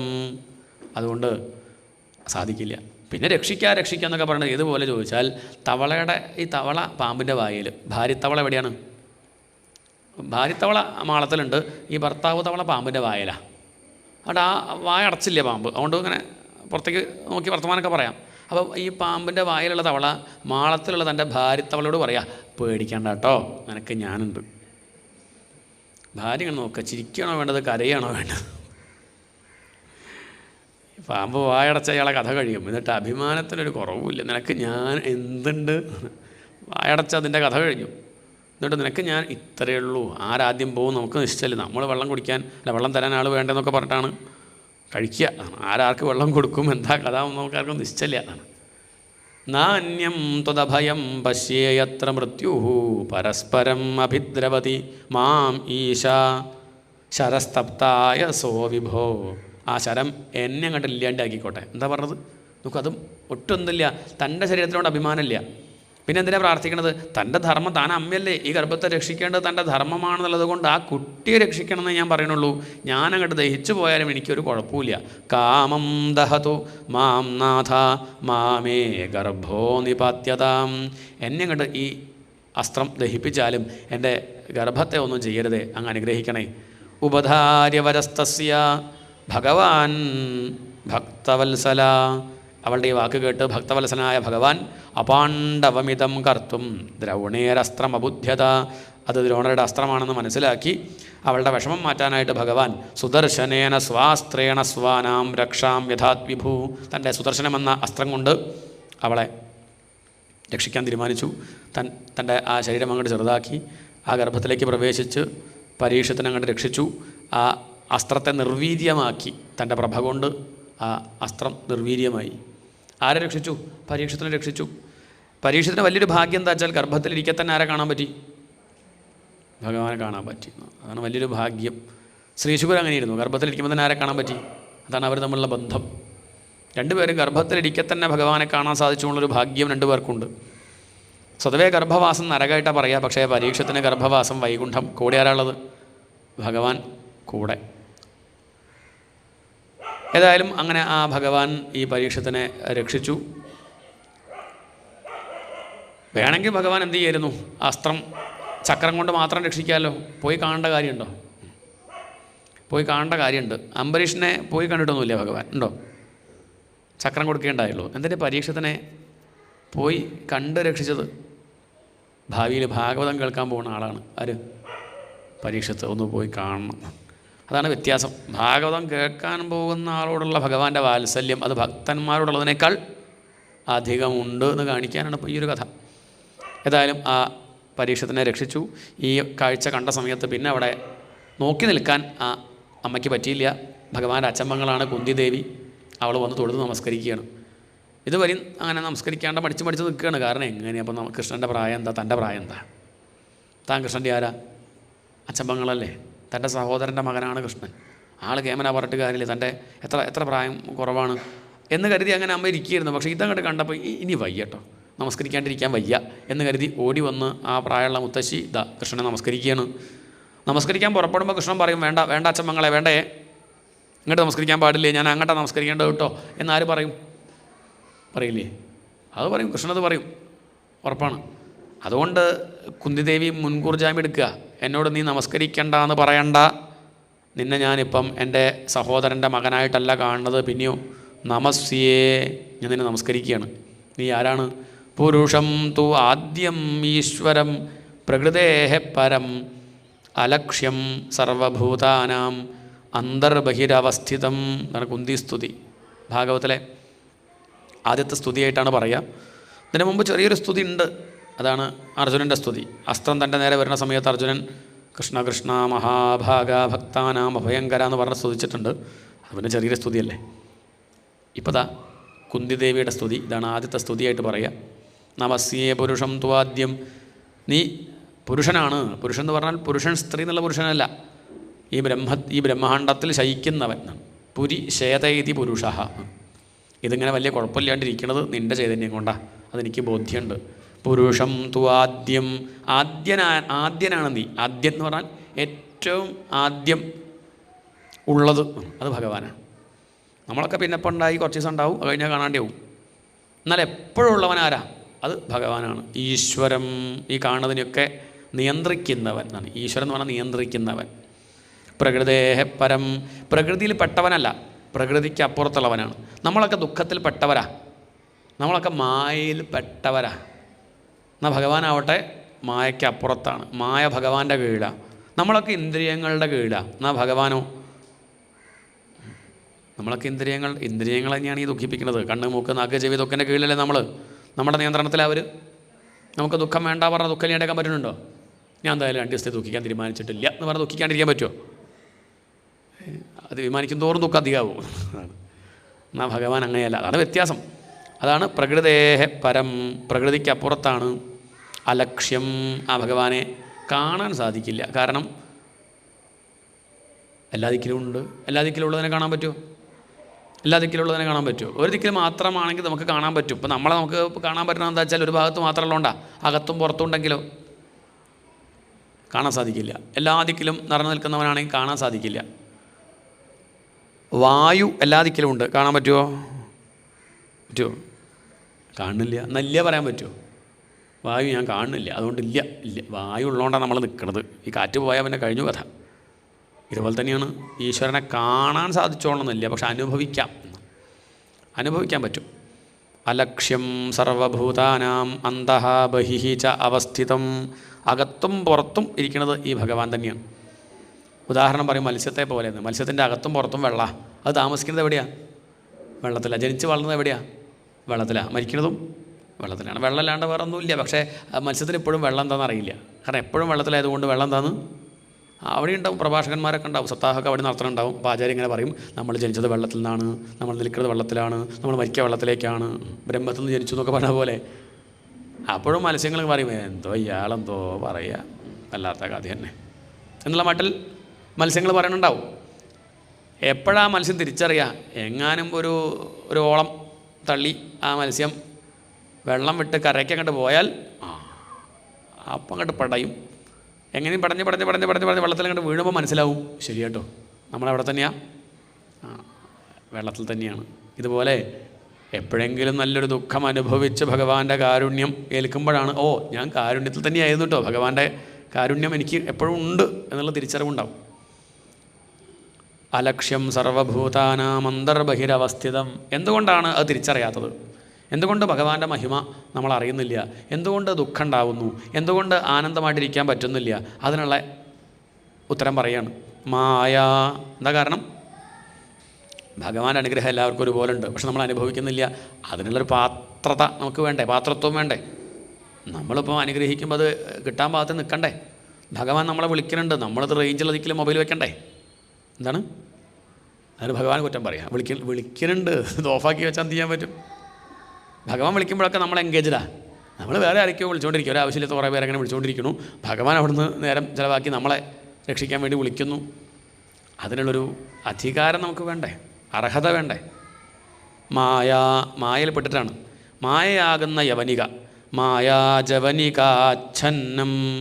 അജ്ഞാധോക്ഷജമവ്യയം ന ലക്ഷ്യസേ മൂഢദൃശ നടോ നാട്യധരോ യഥാ. ഒരു നടൻ അഭിനയിച്ച് തുടങ്ങിയ പിന്നെ അഭിനയത്തിൽ നമ്മൾ ഭ്രമിച്ച് നടനെ മറന്നുപോകും. അഭിനയിക്കുന്ന ആളെ നമുക്ക് ആദ്യം അറിയാം, അത് അഭിനയിക്കുന്നത് രജനീകാന്ത അല്ലെങ്കിൽ മോഹൻലാല എന്നൊക്കെ നമുക്ക് അഭിനയിക്കും പറയാം. കുറച്ചുകൊണ്ട് കഴിഞ്ഞാലോ സിനിമ കണ്ടു ഒരു അരമണിക്കൂർ കഴിഞ്ഞാൽ നമ്മൾ മറന്നുപോകും, ആരും എന്തെന്നൊക്കെ മറക്കും. പിന്നെ അയാൾ ചിരിക്കുമ്പോൾ നമ്മളും ചിരിക്കും, അയാൾ കരയുമ്പോൾ നമ്മൾ ഡബലൊക്കെ എടുക്കും. ചില സിനിമയിൽ അയാൾ മരിക്കും, നായകനങ്ങോട്ട് മരിക്കും. മരിച്ചാൽ പിന്നെ പറയേണ്ട നമ്മളെ കഥ, ആകെ സങ്കടമായി. ഇതിനെന്താ പറയുക? അതൊന്നും ഉണ്ടായില്ലാന്ന് നമുക്കറിയില്ലേ? ഇല്ലേ? ഉള്ളിൻ്റെ ഉള്ളിൽ നിശ്ചേണ്ടതൊന്നും ഉള്ളതല്ല, ഇത് സിനിമയാണെന്ന് വ്യക്തമായിട്ട് അറിയാം. പക്ഷെ എന്നിട്ട് എന്താ കരഞ്ഞത്? ഇല്ലാത്തതെന്ന് അറിഞ്ഞിട്ടും എന്താ ഭ്രമിച്ചത്? അതാണ് ഭ്രമിച്ചു. ഇല്ലാത്തതെന്ന് അറിയാം എന്നാലും ഭ്രമിച്ചു. ഇതന്നെയാണ് മായ. ഇല്ലാത്തതെന്നറിയാം എന്നാലും താതാത്മ്യം. അത് ഞാൻ അങ്ങോട്ട് ചിന്തിക്കുമ്പം ആ നടൻ ഞാനാണ്, അയാളെ ഞാനാണ്, എൻ്റെ കഥയാണ്, ഞാനാണെന്ന് വിചാരിക്കുമ്പം ദുഃഖം ഉണ്ടാവണം. അതാണ് മായ. അതിനെയാണ് മായ എന്ന് പറയുക. കാരണമൊന്നുമില്ല, എന്നാൽ നമുക്ക് നിശ്ചയമുണ്ട് നടക്കണമെന്നും വാസ്തവത്തിലുള്ളതല്ലെന്ന് അറിയാം. അവിടെ സിനിമ കാണുമ്പം അവിടെ കാട്ടുതീ വന്നു, നമ്മൾ ഇറങ്ങി ഓടുമോ തിയേറ്ററിൽ നിന്ന്? നമുക്കറിയാം അത് ഇവിടേക്ക് വന്നിട്ടില്ല. തിയേറ്ററിൽ തീ പിടിച്ചാൽ നമ്മൾ ഓടും, പക്ഷെ അതില്ല, അത് അവിടെ മാത്രമേ ഉള്ളൂ. വെള്ളപ്പൊക്കത്ത് പെട്ടു നായകൻ, നമ്മളും ഇങ്ങനെ ശ്വാസം മുട്ടിട്ടോ, അയാൾ മുങ്ങുമ്പോൾ നമ്മളും ഇങ്ങനെ നമുക്കറിയാം ഇവിടെ വെള്ളമൊന്നുമില്ല, ഇവിടെ ഒന്നും പ്രശ്നമില്ല, ഒന്ന് കണ്ണടച്ചാൽ തീരുന്ന പ്രശ്നമേ ഉള്ളൂ. എന്നാലും ആ വിഷമമൊക്കെ നമ്മൾ അനുഭവിക്കുന്നില്ല, സ്വപ്നത്തിൽ അനുഭവിക്കുന്നില്ലേ? ഇല്ലേ? സ്വപ്നത്തിൽ അതേ ദുഃഖം അനുഭവിക്കുന്നുണ്ട്. പക്ഷേ ഉണർന്നു കഴിഞ്ഞാൽ ഒന്നുമില്ല കേട്ടോ, ഒക്കെ തോന്നിയതാ, വെറുതെ കുറേ പരിഭ്രമിച്ചു ആവശ്യമില്ലാതെ. അതാണ് മായ. എന്നാൽ എത്ര കണ്ട് വേഷം കെട്ടിയാലും നടനെ നല്ലപോലെ അറിയുന്ന ആൾക്ക് ആളെ മനസ്സിലാവേണ്ടിയിരിക്കൊന്നുമില്ല. അറിയാത്ത ആൾക്ക് ചിലപ്പം മനസ്സിലാവില്ല. നടനെ നല്ലപോലെ അറിയുന്ന ആൾക്ക്, ഇപ്പം മകനെ നല്ലപോലെ നിശ്ചയമുള്ള അമ്മയ്ക്ക് മകനിനി എന്ത് വേഷം കെട്ടിയാലും മകൻ മീശയൊക്കെ കൺമഷി കൊണ്ട് മീശയൊക്കെ വരച്ച് വരും അമ്മയെ പേടിപ്പിക്കാൻ. അമ്മ എന്ത് പറയും? എന്നെ പേടിപ്പിക്കാൻ. മകൻ വിചാരിച്ച് മനസ്സിലാവില്ല എന്നാ. എന്ത് മനസ്സിലാവില്ല? ആരോടത് മനസ്സിലാവില്ലേ? എന്തൊക്കെ വേഷം കെട്ടിയാലും അത്രയ്ക്ക് അറിയുന്ന അമ്മയ്ക്ക് മകനെ മനസ്സിലാവാണ്ടിരിക്കുമോ? ഇതുപോലെയാണ് ഋഷീശ്വരന്മാർക്ക്, മുനിമാർക്ക്, യോഗീശ്വരന്മാർക്ക് ആ പരബ്രഹ്മം ഏത് വേഷം കെട്ടിയാലും, അത് വരാഹായാലും കൃഷ്ണനായാലും വാമനനായാലും അവരെന്ത് ചെയ്യും? അവർ മനസ്സിലാക്കുന്നത് വേഷം കെട്ടത് ഗോപിയാശാന. നേരത്തെ കൃഷ്ണൻ്റെ വേഷം, ഇപ്പം നളൻ്റെ വേഷം. ഇത് ഗോപിയാശാന അറിയുന്ന ആൾക്ക് മനസ്സിലാവും, അറിയാത്ത ആൾക്കിപ്പോൾ എന്ത് ഒന്നുമില്ല. ഇനിയിപ്പം കഥകളിയൊന്നും അറിയാത്തൊരാൾക്കും കുറച്ചൊക്കെ ലേശം അവിടെയും ഇവിടെയൊക്കെ അറിഞ്ഞു കഴിഞ്ഞാൽ ആസ്വദിക്കാൻ പറ്റില്ലേ? അല്ലേ? ഇനിയിപ്പോൾ ഒന്നും അറിയില്ലെങ്കിൽ അങ്ങനെ ഇതേപോലെ ഇനി ഉപനിഷത്തൊന്നും പഠിച്ചില്ലെങ്കിലും ഭാഗവതം കേട്ടാൽ നമുക്ക് എന്ത് ചെയ്യാം? കുറച്ചൊക്കെ അങ്ങനെ ആസ്വദിക്കാം. ഇനി ശാസ്ത്രീയമായിട്ടൊന്നും പഠിച്ചില്ലെങ്കിൽ പോലും കേൾക്കുമ്പോൾ ഒരു ആസ്വാദനം. ഇനി ഒന്നും അറിയാത്ത ആളും എങ്ങനെയെങ്കിലും ആസ്വദിച്ചിട്ട് സമ്മാനമൊക്കെ കൊടുക്കാറുണ്ട്. പണ്ടൊരു സായിപ്പ് സമ്മാനം കൊടുത്തു കഥകളി കഴിഞ്ഞപ്പോൾ. അത് തിരശ്ശീല പിടിച്ച ആൾക്കാർ കൊടുത്തത്. കഴിഞ്ഞപ്പോഴേ അയാൾ കരുതി വെച്ചാൽ രൗദ്രഭീമം ഇങ്ങോട്ട് വരാണ്ട നോക്കിയത് വരല്ലേന്ന്. ആര് മനസ്സിലായില്ലേ? അല്ലെങ്കിൽ രൗദ്രഭീമം ഇങ്ങോട്ട് വന്നേനെ, ഇവരിങ്ങനെ പിടിച്ചോണ്ടല്ല ഇപ്പോൾ അത് വരാണ്ട കഴിഞ്ഞത്. അതുകൊണ്ട് സമ്മാനം ട്രോഫി ഇവർക്ക് കൊടുത്തു, പിടിച്ചിട്ടുണ്ടാക്കും, വിളിച്ചു കൊടുത്തു. അങ്ങനെയുണ്ട്, കുഴപ്പമില്ല. കഥകളിയെ പറ്റി അറിയാത്ത ഒരാളെ സംബന്ധിച്ചത് അങ്ങനെയൊക്കെ സംഭവിക്കാം. മായാജവനികാച്ഛന്നം. അപ്പം അടുത്ത ചോദ്യം വരും, ഈ കാണുന്നത് ഭഗവാന്റെ മായ ആണെങ്കിൽ ഭഗവാൻ ഇവിടെ ഈ പ്രപഞ്ചമാകുന്ന കർട്ടനിട്ടിട്ട് ഒളിച്ചിരിക്കുകയാണ്. നമ്മൾ പ്രപഞ്ചമേ കാണുള്ളൂ, നമ്മൾ ഭഗവാനെ കാണുന്നുണ്ടോ? പ്രപഞ്ചം കർട്ടനാണ്, പിന്നിൽ ഒളിച്ചിരിക്കുകയാണ്. ഭഗവാൻ മേക്കപ്പൊക്കെ ഇട്ടിട്ടേ ഈ പ്രപഞ്ചമായിട്ട് അങ്ങനെ നിൽക്കുകയാണ് ഭഗവാൻ. നമ്മൾ അറിയണില്ല. അറിയാണ്ടിരിക്കുന്നത് കഷ്ടമല്ലേ? അല്ല, അറിയാണ്ടിരിക്കുന്നത് അയാളുടെ കേമത്താണ്. ഒരു മാല നല്ലോണം കെട്ടണമെന്നുണ്ടെങ്കിൽ ആ നൂല് കാണില്ല. എന്താണ്? മാല നിൽക്കുന്നത് നൂലുള്ളതുകൊണ്ടാണ്, പൂവൊക്കെ നിൽക്കുന്നത് നൂലുള്ളതുകൊണ്ടാണ്. പക്ഷെ നൂല് കാണാതെ കെട്ടും, അതാണ് അവരുടെ പ്രത്യേകത. ഇതുപോലെ ഇവിടെ നമ്മൾ ഭഗവാനെ അറിയാണ്ടിരിക്കുന്നുണ്ടെങ്കിൽ അത് ഭഗവാന്റെ നല്ല അഭിനയമായതുകൊണ്ടാണ്, അല്ലെങ്കിൽ ഭഗവാൻ അറിയേണ്ടതാണ്. നമ്മൾ ആ നടനെ മറന്നു പോകാൻ കാരണം എന്തുകൊണ്ടാണ്? നടൻ്റെ അഭിനയം നന്നായതുകൊണ്ടല്ലേ. മോഹൻലാലാണെന്നുള്ളത് നമ്മൾ മറന്നു പോകാൻ കാരണം മോഹൻലാൽ നല്ലോണം അഭിനയിച്ചതുകൊണ്ടല്ലേ. നല്ലോണം അഭിനയിക്കാൻ പറ്റാത്ത ആളാണെന്ന് വെച്ചാൽ നമ്മളെന്ത് പറയും? അഭിനയം മോശട്ടോ, ഒരു ഒന്നും ഇല്ല, അത് ഇതിപ്പോൾ അത് കരയാനും തോന്നുന്നു, ചിരിക്കാനും തോന്നുന്നില്ല, അല്ലേ? ഇത് നമ്മളിവിടെ ദുഃഖിക്കുന്നുണ്ട്, കരയുന്നുണ്ട്, ചിരിക്കുന്നുണ്ടെങ്കിൽ അത്ര നന്നായിട്ട് ആരും അഭിനയിക്കണത്? ഭഗവാന്റെ ആ ഒരു അഭിനയത്തിൻ്റെ ആ ഒരു പെർഫെക്ഷൻ. മായാജവനികാച്ഛന്നം അജ്ഞാതോക്ഷജമവ്യയം ന ലക്ഷ്യസേ മൂഢദൃശ നടോ നാട്യധരോ യഥാ തഥാ പരമഹംസാനം. പരമഹംസന്മാരായിട്ടുള്ള മുനിമാർക്ക് പോലും ഭഗവാന്റെ മഹിമ നേരാവണ്ണം അറിയാൻ സാധിക്കില്ല എന്നിരിക്കെ ഒരു മൂഢയും അബലയും സ്ത്രീയുമായിട്ടുള്ള എനിക്ക് വ്യക്തമായിട്ട് മനസ്സിലാവുമോ? അതുകൊണ്ട് എന്നെപ്പോലുള്ള സാധാരണക്കാർക്ക് ആശ്രയിക്കാൻ എളുപ്പം എങ്ങനെയാണ് ചോദിച്ചാൽ ഞാൻ പറയട്ടെ, കൃഷ്ണായ സൗകര്യമുണ്ട്. ഇപ്പോൾ മറ്റതൊക്കെ കേൾക്കുമ്പോൾ നമുക്കാകെ പരിഭ്രമാവും. നമസ്യേ പുരുഷം ത്വാദ്യം ഈശ്വരം പ്രകൃതേ പരം. അത് ഉപനിഷത്താ. അത് നിർഗുണ പരബ്രഹ്മത്തെയാണ് സ്തുതിച്ചത്. ഇപ്പോൾ സഗുണനാക്കി നമുക്ക് സൗകര്യത്തിന്. നമുക്ക് വിദംശം വിധം നിർമ്മലം നിർവികൽപ്പം എന്നൊക്കെ കേൾക്കുമ്പോൾ ഒരു ശബ്ദം ഉണ്ടെന്നല്ലാതെ ഇതെന്താ മനസ്സിലായോ? വിദംശം വിധം നിർമ്മലം നിർവികൽപ്പം നിരീഹം നിരാകാരമോങ്കാരഗമ്യം. എന്താ നേരെ മറിച്ച് നീലമേഘശ്യാമളൻ ശംഖചക്ര ഗദാധാരി തുമന്തഹാസം പൊഴിച്ച് ചുരുണ്ട മുടി നീലബാലൻ ഗോപിക്കുറി. അങ്ങനെ പറയൂ, മനസ്സിലാവുണ്ട്. അതാ പറഞ്ഞത്, അത്രയേ ഉള്ളൂ. ഇപ്പോൾ ദേവി പറയാണ്, സംഗതി പരബ്രഹ്മമാണെങ്കിലും എനിക്ക് സൗകര്യം എൻ്റെ സഹോദരൻ്റെ മകനായിട്ട് കാണാൻ തന്നെ കേട്ടോ. കൃഷ്ണായ, നീ ഞങ്ങളുടെ കൃഷ്ണനല്ലേ, വാസുദേവായ എൻ്റെ സഹോദരനായ വസുദേവരുടെ മകനല്ലേ. ദേവകീ നന്ദനായ ച ആ വസുദേവരുടെ പത്നി ദേവകി. എന്ത് ഭാഗ്യ അവൾ ചെയ്തത്. എനിക്ക് നിൻ്റെ അച്ചമ്പങ്ങളാവാനല്ലേ പറ്റുള്ളൂ, അമ്മയാവാൻ സാധിച്ചില്ലല്ലോ. അതാണിപ്പം കുന്തിദേവിയുടെ ദുഃഖം. കൃഷ്ണായ വാസുദേവായ ദേവകീ നന്ദനായ ച അതൊക്കെ പോട്ടെ. സത്യം പറഞ്ഞാൽ എൻ്റെ സഹോദരൻ വസുദേവരും അതുപോലെ ദേവകിയൊന്നും വലിയ ഭാഗ്യവാന്മാരാണെന്ന് പറയാൻ വയ്യ. ആ നന്ദഗോപരുടെ ഭാഗ്യം ആലോചിക്കുമ്പോഴേ. കാരണം നിന്നെ ആ ഒരു 10 വയസ്സ് വരെ ലാളിക്കാനുള്ള ഭാഗ്യം ആർക്കുണ്ടായി? നന്ദഗോപർക്കുണ്ടായില്ലേ. നീ കൊഞ്ചി കൊഞ്ചി അച്ഛാന്ന് വിളിക്കുന്നത് കേൾക്കാൻ ആർക്കേ പറ്റുള്ളൂ, അത് വസുദേവർക്ക് പറ്റിയിട്ടില്ല. വസുദേവർ 11 വയസ്സിന് ശേഷമുള്ള കൃഷ്ണനെ കണ്ടിട്ടുള്ളൂ. കുട്ടിക്കാലത്ത് കാണലല്ലേ ഒരു അമ്മയെ അച്ഛനെ സംബന്ധിച്ച് മക്കളെ ഒരു സ്നേഹിക്കേണ്ട അല്ലെങ്കിൽ കൂടുതലും അവരെ ആസ്വദിക്കുന്ന സമയം എപ്പോഴാ 18 വയസ്സ് കഴിഞ്ഞിട്ടോ. ദേഷ്യം വരും 18 വയസ്സ് കഴിഞ്ഞവരെ കാണുമ്പോൾ. അതാ കുട്ടിക്കാലം. ആ ഒരു അല്ലേ, ഒരു 6 മാസം 8 മാസം 2-2.5 വയസ്സ് 3 വയസ്സ് 4 വയസ്സ് ആ ഒരു സമയമല്ലേ. അത് ആസ്വദിക്കാൻ പറ്റിയത് ആർക്കാ? നന്ദഗോപകുമാരായ. അത് നന്ദഗോപർക്കല്ലേ ഭാഗ്യവാൻ. അവിടെ യശോദയെ പറ്റി പറഞ്ഞില്ല. കൃഷ്ണായ വാസുദേവായ ദേവകീ നന്ദനായ ച നന്ദഗോപകുമാരായ യശോദാനന്ദനായ ച എന്ന് പറയായിരുന്നു. അത് പറഞ്ഞില്ല. നന്ദഗോപകുമാരായ ഗോവിന്ദായ നമോ നമ. എന്താ ഇപ്പോൾ യശോദയെ പറ്റി പറയാനു? അവളെ പറ്റി പറയുമ്പോൾ എനിക്ക് അസൂയ ഉണ്ടാവും. ഞാനത് പറയുന്നില്ല. അതുകൊണ്ട് യശോദയുടെ ഭാഗ്യമൊക്കെ ആലോചിക്കുമ്പം എന്നതവം സൈതനേ യശോദ എന്നതവം സൈതനേ. എന്ത് തപസ യശോദ ചെയ്തത്. ഈ പരബ്രഹ്മത്തെ എങ്ങനെ എണ്ണ തേപ്പിച്ച് കുളിപ്പിക്കുക, അത് കഴിഞ്ഞ് പട്ടുടുപ്പിക്കുക, താരാട്ടുപാട്ട് പാടി തൊട്ടിൽ കിടത്തി ഉറക്കുക, പിറ്റേന്ന് എണീപ്പിക്കുക, പല്ല് തേപ്പിക്കുന്നു, കുളിപ്പിക്കുന്നു, പൊട്ടുകുത്തുന്നു, മുടിമാടുന്നു, പീലി ചാർത്തുന്നു. എന്ത് തപസ്. ഇടയ്ക്ക് അടിക്കും, ഇടയ്ക്ക് വായ തുറക്കാൻ പറയും. അപ്പോഴേക്ക് പേടിച്ച് കൃഷ്ണൻ വായ തുറക്കുന്നു. എന്ത് പുണ്യം ചെയ്തു. അതുകൊണ്ട് ഞാൻ യശോദയ്ക്ക് വേണ്ടി ഒരു ശ്ലോകം തന്നെ വയ്ക്കാം. ഇനി അവസാനം ഒരു ശ്ലോകം യശോദയ്ക്ക് വേണ്ടി മാത്രം ഈ കുന്തിദേവി പറയണം. എന്തൊക്കെ പറഞ്ഞാലും ആ ദേവകിയെ സ്നേഹിക്കുന്നതിനേക്കാൾ കൂടുതൽ നീ എന്നെ സ്നേഹിച്ചിട്ടുണ്ടെന്ന് പറയേണ്ടി വരും കൃഷ്ണ. പെറ്റമ്മയായിട്ടുള്ള ദേവകിയെ നീ 10 വർഷം കഴിഞ്ഞിട്ടാണ് രക്ഷിക്കാൻ പോയത്. കാരാഗൃഹത്തിന് രക്ഷിച്ചതേ അത്രയും വൈകിട്ടാണ്. 11 വയസ്സ് കഴിഞ്ഞിട്ടല്ലേ മധുരയ്ക്ക് വന്ന് ആ കാരാഗൃഹത്തിലുള്ള അച്ഛനമ്മമാരെ മോചിപ്പിച്ചത്. എത്ര കാലം അവർ വിഷമിച്ചു. കൃഷ്ണൻ്റെ അമ്മയായിട്ടേ എത്ര വിഷമിച്ചു, കൃഷ്ണൻ്റെ അച്ഛനായിട്ട് എത്ര വിഷമിച്ചു. നമ്മളിങ്ങനെ പറയും ഭാഗ്യം കൃഷ്ണൻ്റെ അമ്മയാവാൻ സാധിച്ചിരുന്നെങ്കിൽ. പറ്റും നിങ്ങൾക്കും. ആദ്യത്തെ 6 ഉണ്ണികൾ മരിച്ചിട്ടുണ്ട്. ആരുടെ?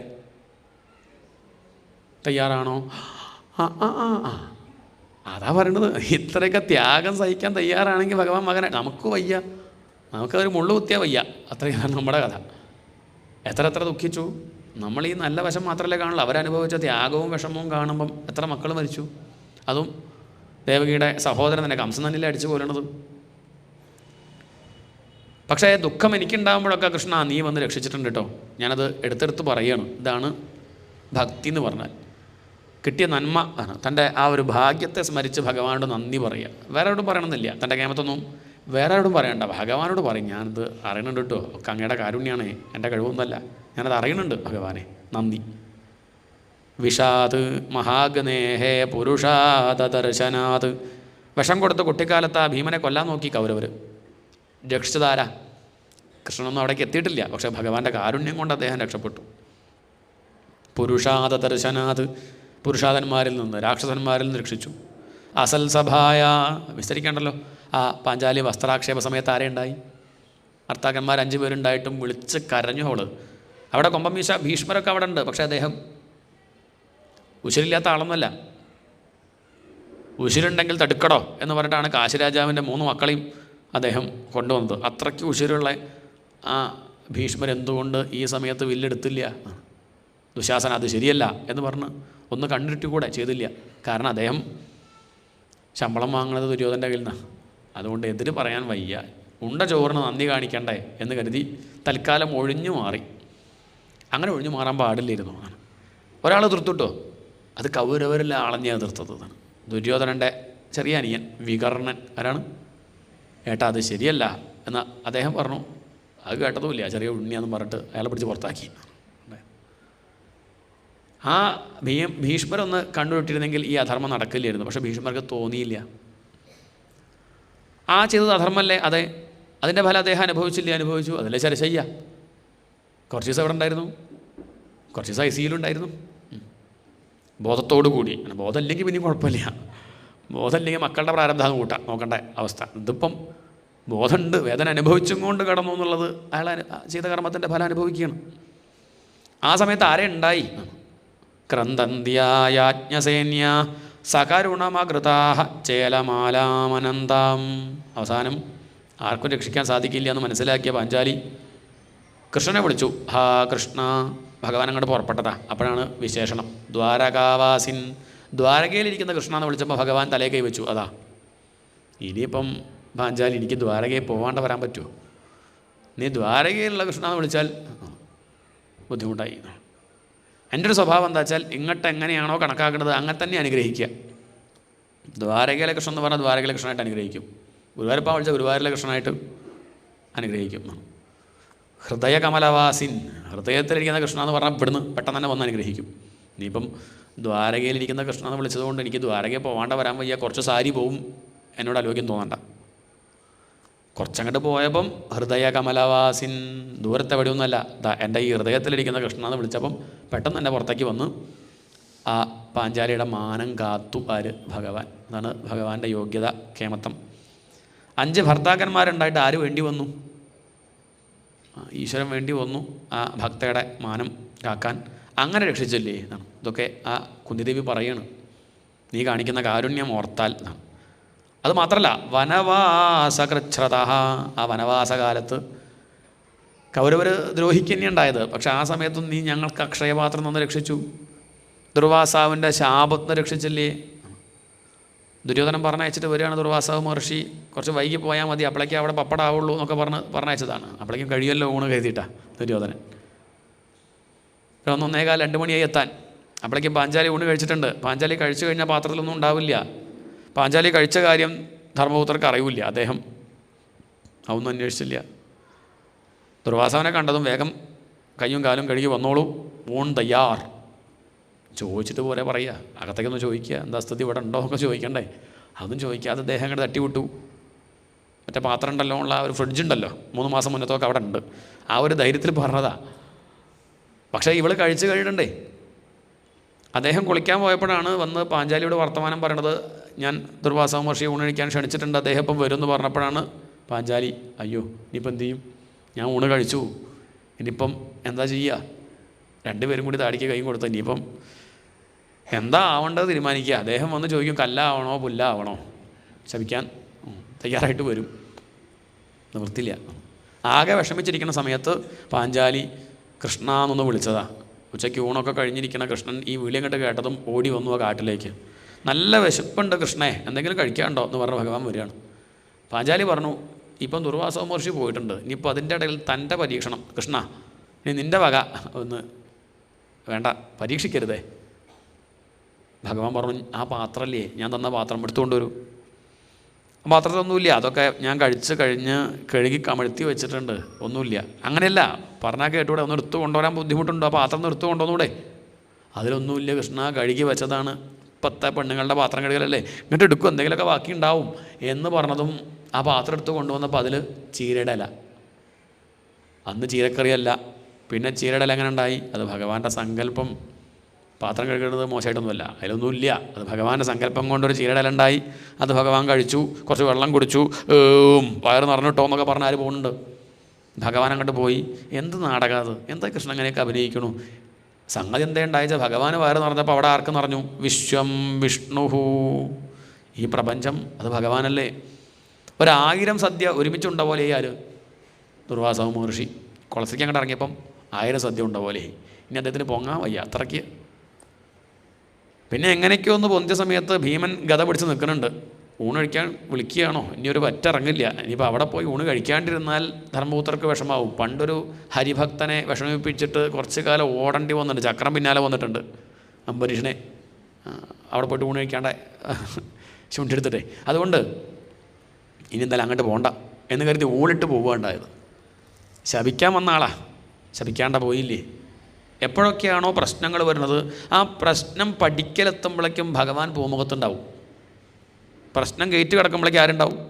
ആ പ്രശ്നത്തെ തടുക്കാൻ ഭഗവാൻ നമ്മളെയൊക്കെ ഒപ്പമുണ്ട്. നമ്മൾ പല പ്രശ്നങ്ങൾ അറിഞ്ഞിട്ടൊന്നുമില്ല. ഇതാണ് ഭഗവാൻ കൂടെ ഉള്ളതുകൊണ്ടാണ്. എന്തെല്ലാം രോഗങ്ങൾ നാട്ടിലുണ്ട്, അതൊന്നും നമുക്ക് വല്ലാണ്ട് വന്നിട്ടില്ലല്ലോ.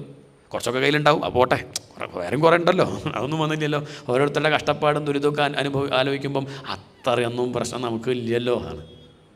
എന്തെല്ലാം പ്രശ്നങ്ങളിൽ നിന്ന് ഭഗവാൻ നമ്മളെ രക്ഷിച്ചു, അത് ഓർത്താൽ പോരെ. അതോർത്ത് നന്ദി പറയല്ലേ വിവേകം ഉണ്ടെങ്കിൽ ചെയ്യേണ്ടത്. അതാണ് കുന്തിദേവി പറയണത്. വേണമെങ്കിൽ കുന്തിദേവിക്ക് പരാതി പറയായിരുന്നല്ലോ, അല്ലേ? ഇത്രയധികം ദുഃഖം അനുഭവിച്ചൊരു അമ്മ വേറെ ലോകത്തുണ്ടോ? കുന്തിദേവിയെ പോലെ കഥയൊക്കെ നമുക്കറിയാലോ. ഭർത്താവ് മരിച്ചു, പാവം, മക്കളൊക്കെ പല ദേവന്മാരിൽ നിന്നുണ്ടായി, മൂത്ത പുത്രൻ കർണൻ കുട്ടിക്കാലത്ത് തന്നെ ഉപേക്ഷിക്കേണ്ടി വന്നു. ഒരമ്മ എത്ര വേദന അനുഭവിച്ചു. പക്ഷെ ഒന്നും, അപ്പോഴും നന്ദി മാത്രമേ പറയുന്നുള്ളൂ. എത്ര നന്ദി പറഞ്ഞാലും മതിയാവില്ല കൃഷ്ണ. ഇപ്പോൾ ദാ ആ ദ്രോണരുടെ മകൻ ദ്രൗണിയുടെ അസ്ത്രത്തിൽ നിന്ന് രക്ഷിച്ചില്ലേ ഈ ഉത്തരയുടെ ഗർഭത്തെ, എത്ര നന്ദി പറയണം. എനിക്കൊരു പ്രാർത്ഥനയുള്ളൂ കൃഷ്ണ, നീ കൂടെ ഉണ്ടെങ്കിൽ ആപത്തൊന്നും ഞങ്ങൾക്കൊരു പ്രശ്നമല്ല. വിപതഃ സന്തു, ആപത്ത് വരുമ്പോഴേ നീ വരാറുള്ളൂ. അതുകൊണ്ട് ഞാൻ ആഗ്രഹിക്കണത് എന്താണെന്നറിയോ? ആപത്തുണ്ടാവട്ടെ. എന്താണ്? ആപത്ത് മോഹിച്ചിട്ടല്ല, നിന്നെ മോഹിച്ചാണ്. കാരണം നിൻ്റെ നാമം ജപിക്കാൻ സാധിക്കണത്, തോന്നണത് അത് ആപത്ത് വരുമ്പോഴാണെങ്കിൽ എന്നാൽ പിന്നെ ആപത്തുണ്ടാവട്ടെ. വിപതഃ സന്തു നശ്വത് തത്ര തത്ര ജഗദ്ഗുരോ ഭവതോ ദർശനം യത് സ്യാത് അപുനർഭവദർശനം. നിന്നെ കാണാൻ സാധിക്കുക ആപത്ത് വരുമ്പോഴാണെങ്കിൽ എനിക്ക് ആപത്ത് ഇഷ്ടമാണ്. അതാണ് താല്പര്യം. അല്ലാണ്ട് ദുഃഖം വരണമെന്ന് പ്രാർത്ഥിക്കുകയല്ല. നീ വന്നാൽ പിന്നെ എന്താ ആപത്ത്? ആപത്തൊക്കെ നീ വരുന്നത് വരെയുള്ളൂ. ആപത്ത് വരുമ്പോഴേ നീ വരുള്ളെങ്കിൽ ആപത്തുണ്ടാവട്ടെ.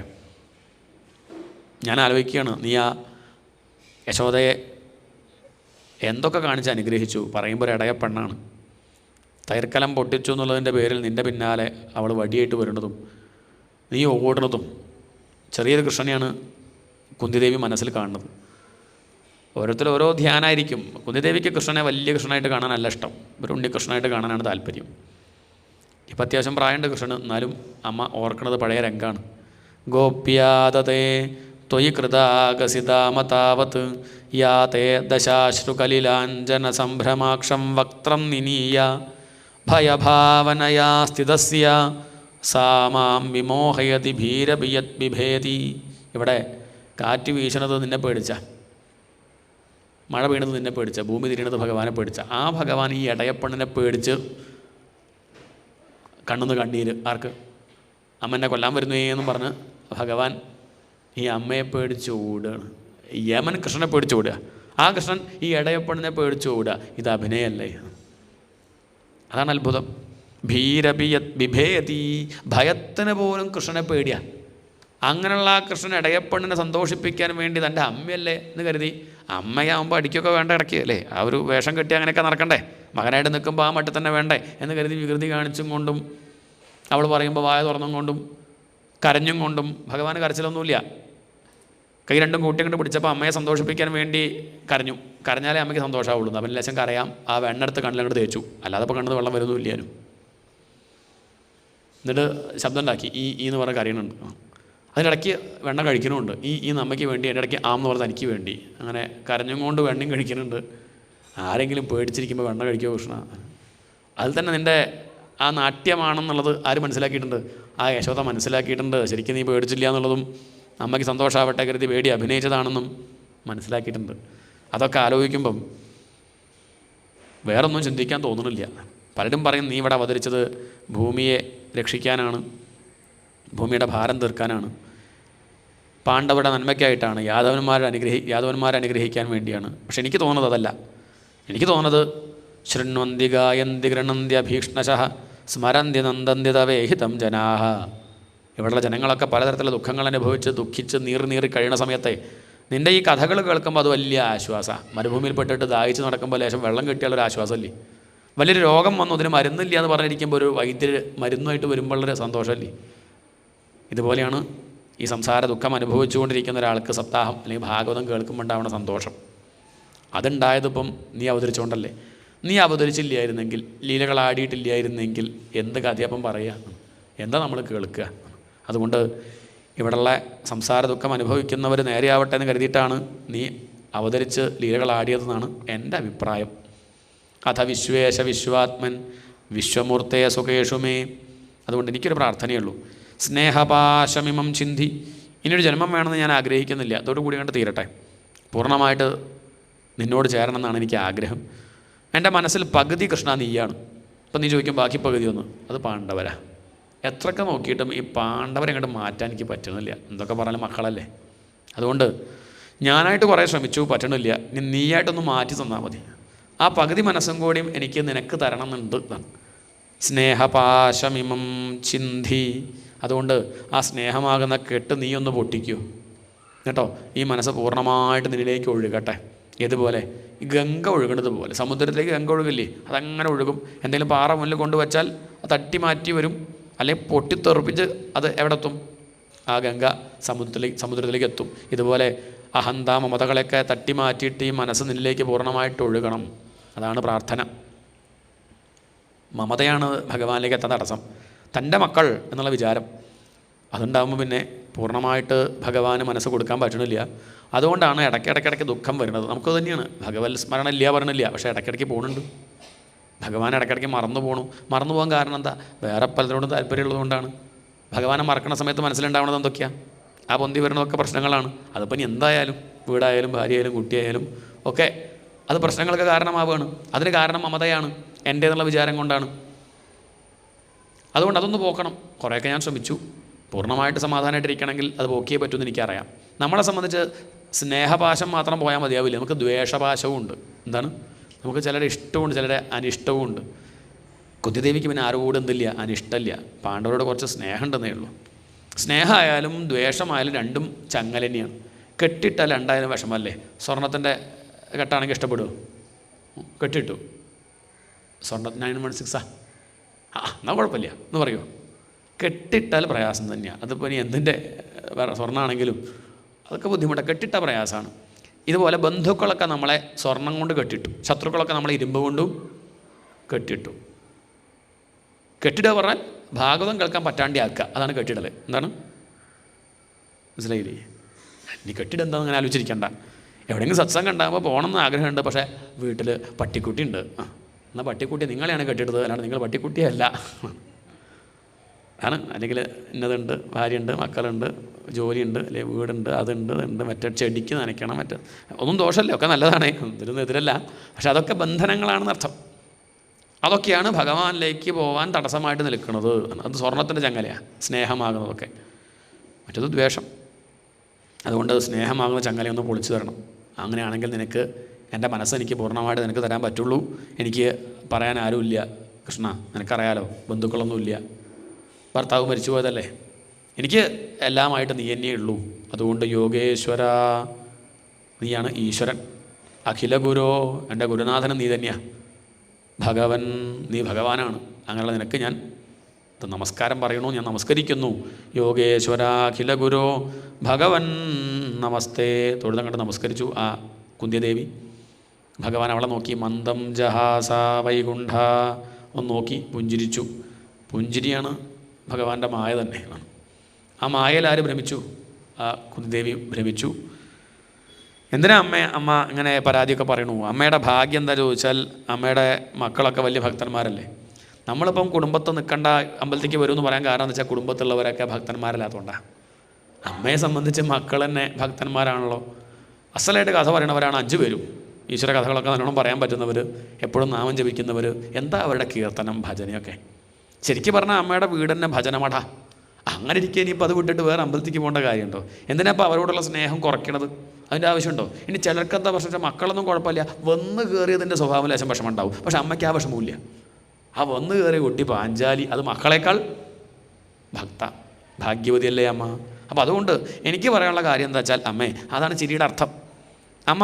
അമ്മയുടെ മക്കൾ മരുമകളെന്ന് കാണാതെ ഒക്കെ കൃഷ്ണൻ്റെ ആളുകളാണ് എന്ന് കണ്ടു നോക്കൂ, ദുഃഖം മാറും. എന്താണ് നമുക്കുള്ള ഉപദേശമാണ്.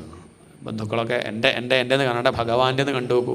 മകൻ ഭഗവാന്റെ എന്ന് കണ്ടു, ഒന്ന് കാണാൻ ശ്രമിച്ചു നോക്കൂ. ഇതാണ് അപ്പോൾ മകനെ സൗന്ദര്യം കൂടുന്നത് പോലെ തോന്നും. എൻ്റേത് കാണുമ്പോൾ ഭഗവാന്റെ ഒന്ന് കണ്ടു നോക്കൂ, ചൈതന്യം കൂടി വരും മകന്.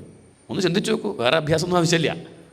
ഭഗവാന്റെ വീട്, ഭഗവാന്റെ എന്ന് പറയുമ്പം വീടിനൊന്നും കൂടി ഒരു ഭംഗി കൂടും. ചെയ്യണ കർമ്മമൊക്കെ ഭഗവാന്റെ തന്നെ, വേറൊന്നും ചെയ്യാനില്ല. നമ്മളിപ്പോൾ ചെയ്യണത് തന്നെ, മാറ്റൊന്നും വേണ്ട. അതന്നെ ഭഗവാന് വേണ്ടി ഭഗവാന്റെ എന്ന് വിചാരിച്ചാൽ അത് ബുദ്ധിമുട്ടാവില്ല. നേരെ മറിച്ച് എൻ്റെ ഞാൻ എന്ന് വിചാരിച്ച പ്രയാസമായിട്ട് മാറും. അത്രയേ ഉള്ളൂ. അതേ ചെയ്യാനുള്ളൂ എന്ന് പറഞ്ഞ് ഭഗവാൻ പുഞ്ചിരിക്കുന്നു. ആ മായയിൽ ഭ്രമിച്ചു പോവുകയാണ് അമ്മ.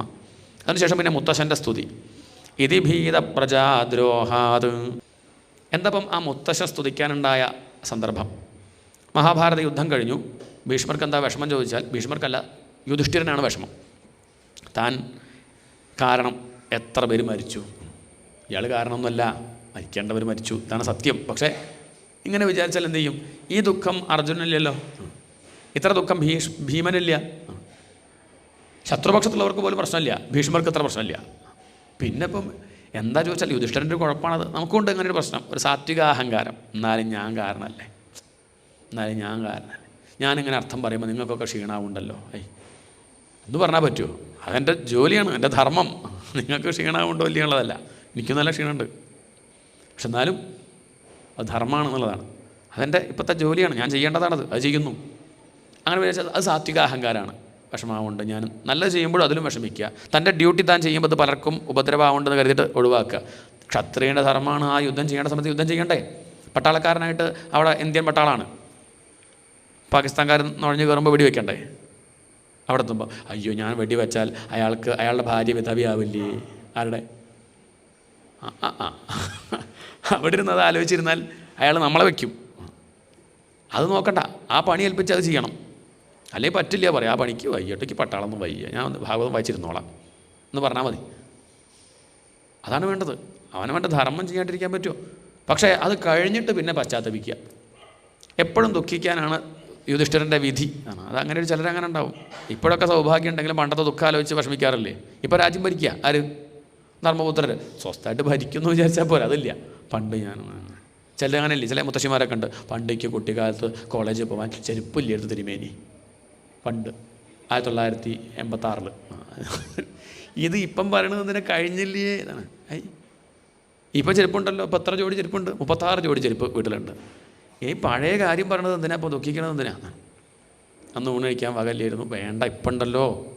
പക്ഷെ എന്നാലും അതാണ് ഇഷ്ടം എന്നർത്ഥം. അതാലോചിച്ച് അങ്ങനെ ഇരിക്കാനാണ് താല്പര്യം. ഇവിടെ ധർമ്മപുത്രരുടെ വിഷമം താൻ കാരണമല്ലേ ഈ സ്ത്രീകളൊക്കെ വിധവയായത്? അവരുടെ ഭർത്താക്കന്മാരൊക്കെ യുദ്ധത്തിൽ മരിച്ചതല്ലേ? കുട്ടികൾക്കൊന്നും അച്ഛനില്ല, താൻ കാരണമല്ലേ? അവരാരത് പറഞ്ഞിട്ടില്ല. പക്ഷെ ആർക്ക് തോന്നുക? ധർമ്മപുത്രർക്ക് അങ്ങനെ തോന്നുക. ഈ ദുഃഖം തീരണമെങ്കിൽ കൃഷ്ണൻ മനസ്സിലാക്കി അത് ഭീഷ്മർക്ക് തന്നെയേ പറ്റുള്ളൂ. കാരണം ഞാൻ ഉപദേശിച്ചാൽ ഏട്ടന് അനിയൻ എന്നൊരു വിചാരമാണ്. കൃഷ്ണൻ എന്ന് പറഞ്ഞാൽ ആരാ? കൃഷ്ണൻ എന്താ കൃഷ്ണനേക്കാളും കൂടുതൽ കുറച്ച് ഓണം അധികം ഉണ്ടാളാണ് ആര്? അങ്ങനെ കുഴപ്പമുണ്ട്, ഓണം അധികം ഉണ്ടാകുന്ന പ്രശ്നമായത്. അതില്ലെങ്കിൽ വലിയ കുഴപ്പമില്ലായിരുന്നു. താൻ ബന്ധുവാണ്, ഭഗവാൻ തൻ്റെ ബന്ധുവാണ്, തൻ്റെ അമ്മാവൻ്റെ മകനാണ്. അപ്പോൾ അങ്ങനെയൊക്കെ തന്നെ ആര് കാണുള്ളൂ? അമ്മാവൻ്റെ മകനൊക്കെ ആകുമ്പോൾ ഉപദേശിച്ചാൽ നമുക്ക് ഇഷ്ടാവുമോ? നമ്മുടെ കസിൻ നമ്മളെ ഉപദേശിക്കുക, പിന്നെ നമ്മളെ ഉപദേശിക്കുക. അച്ഛൻ പറഞ്ഞു കേട്ടില്ല, പിന്നെ ഇപ്പോൾ ഇയാൾ പറഞ്ഞിട്ട് ഞാൻ അല്ലേ, അതല്ലേ നമുക്ക് തോന്നുക. അപ്പോൾ അങ്ങനെ ഒരു കുഴപ്പമുണ്ട്. അപ്പോൾ നല്ലത് ഉപദേശിക്കാണ്ടിരിക്കുക തന്നെയാണ്.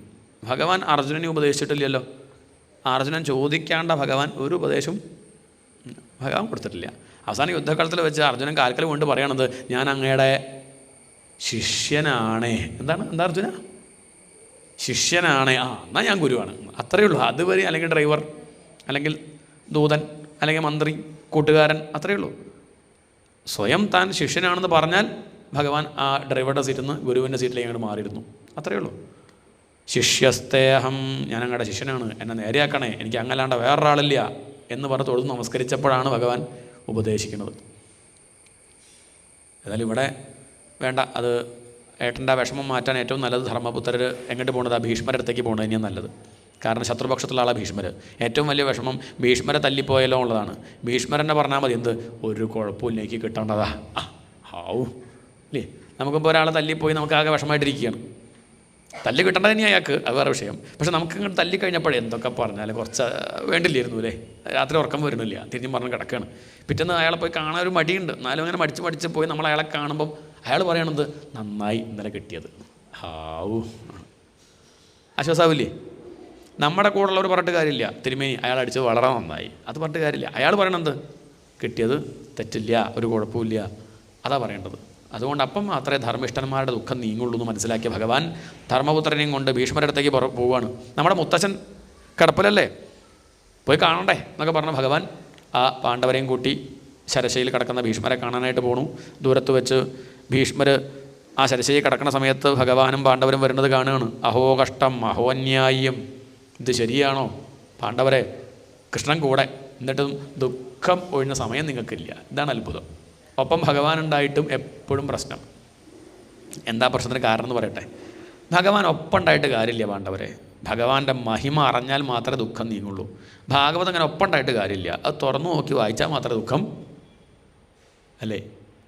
അല്ലാതെ ഇപ്പോൾ തലയിൽ വെച്ച് കടന്നുകൊണ്ട് കാര്യമുണ്ടോ? എന്നും രാവിലെ ആരതി ഒഴിയും, തെറ്റൊന്നുമില്ല. അങ്ങനെ പാടെ അബദ്ധമെന്നല്ല, ഒന്നും വയ്യെങ്കിൽ അതെങ്കിലും ചെയ്തോളൂ, കുഴപ്പമില്ല. പക്ഷെ അത് വായിച്ചതിൽ അർത്ഥം മനസ്സിലാക്കി ജീവിതത്തിൽ പകർത്താൻ നോക്കുമ്പോൾ എന്ത് പോവും, അല്ലേ? ഭഗവാൻ ബന്ധുവായിട്ടൊന്നും കാര്യമില്ല, സുഹൃത്തായിട്ട് കാര്യമില്ല. നിങ്ങൾ ഭഗവാനെ ബന്ധുവായും സുഹൃത്തായിട്ടും കൂട്ടുകാരനായിട്ടും മാത്രമേ കണ്ടിട്ടുള്ളൂ. ഭഗവാനെ ഈ പോലീസുകാർ മഫ്തി സഞ്ചരിക്കും പോലെ സഞ്ചരിക്കുക നിങ്ങളുടെ കൂട്ടത്തിൽ, പരബ്രഹ്മ. എന്നിട്ട് നിങ്ങളുടെ കൂടെ അങ്ങനെ സഞ്ചരിക്കുമ്പോൾ നിങ്ങളെന്ത് വിചാരിച്ചു? ചിലപ്പോൾ അങ്ങനെ പറ്റുമല്ലോ. പോലീസ് വേഷന്മാർ നമ്മുടെ കൂടെ അങ്ങനെ നിന്ന് കുറച്ച് ദിവസം കഴിഞ്ഞ് അവസാനം കയ്യിൽ വിലങ്ങ് വയ്ക്കുമ്പോഴാണ് മനസ്സിലാവുന്നത്, 2 മാസം നമ്മളൊപ്പം താമസിച്ച ആളാ, പോലീസാണ്, മിണ്ടിയില്ല. ഒപ്പം ഷീട്ട് കളിക്കുന്നുണ്ട്, ചായ പിടിക്കുന്നുണ്ട്, ഭക്ഷണം കഴിക്കുന്നുണ്ട്, ഒക്കെ ഉണ്ട്. അവസാനം തെളിവൊക്കെ ആയ സമയത്ത് കയ്യിലങ്ങോട്ട് വിലങ്ങ് വയ്ക്കും. ചോദിച്ചാൽ ID കാർഡ് കാണിക്കും. അപ്പോഴാണ് നമ്മളറിയാം പോലീസാണ്. ഇതുപോലെ ആ പരബ്രഹ്മം ഒരു മന്ത്രിയായിട്ടും സുഹൃത്തായിട്ടും കൂട്ടുകാരനായിട്ടും ജന്മന്യസേ മാതുലേയം അമ്മാവൻ്റെ മകനായിട്ടും പ്രിയനായിട്ടും മിത്രമായിട്ടും സുഹൃത്തമം അകരോ സജീവം മന്ത്രിയായിട്ടും ദൂതനായിട്ടും സൗഹൃദാതഥ സാരഥിം ഒരു ഡ്രൈവറായിട്ട് പോലും. നിങ്ങൾ അങ്ങനെയൊക്കെയല്ലേ കണ്ടത്? ആ ഭഗവാനെ കൊണ്ട് കുതിരയെ കുളിപ്പിച്ചില്ലേ? കുതിരയ്ക്ക് നിറം പോരാ പറഞ്ഞ അർജുനൻ കുളിപ്പിക്കും. ആരെക്കൊണ്ട്? എന്താ അർജുനൻ, നിനക്കത് പറ്റില്ലേ? ഡ്രൈവറുടെ പണിയല്ലേ അത്? ആരുടെ പണി? ഭഗവാന്റെ കാരുണ്യം കൊണ്ട് അവിടെ ധാരാളം പേരുണ്ടായിട്ടും ഡ്രൈവറായിട്ട് ഭഗവാൻ വന്നതാ. അത് ചൂഷണം ചെയ്തില്ലേ? അത് ഡ്രൈവറുടെ പണിയാണ് എന്നാ പറയാം. കഷ്ടം. ഇതുകൊണ്ട് തന്നെയാണ് ഭഗവാന്റെ മഹിമ അറിയാണ്ട പോയത്. ആദ്യം ബഹുമാനിക്കാൻ പഠിക്കണ്ടേ? അതാണ് ഭീഷ്മരുടെ ചോദ്യം. ഏതായാലും നിങ്ങൾ വിചാരിക്കും നിങ്ങളവിടെ എത്തിച്ചിട്ട് എൻ്റെ കയ്യിൽ നിന്ന് കുറച്ച് ഉപദേശം കേട്ടാൽ ധർമ്മപുത്രനെ നേരെയാവുമെന്ന് കരുതിയിട്ട് കൊണ്ടുവന്നതാണ്. എന്നാൽ അങ്ങനെയല്ല.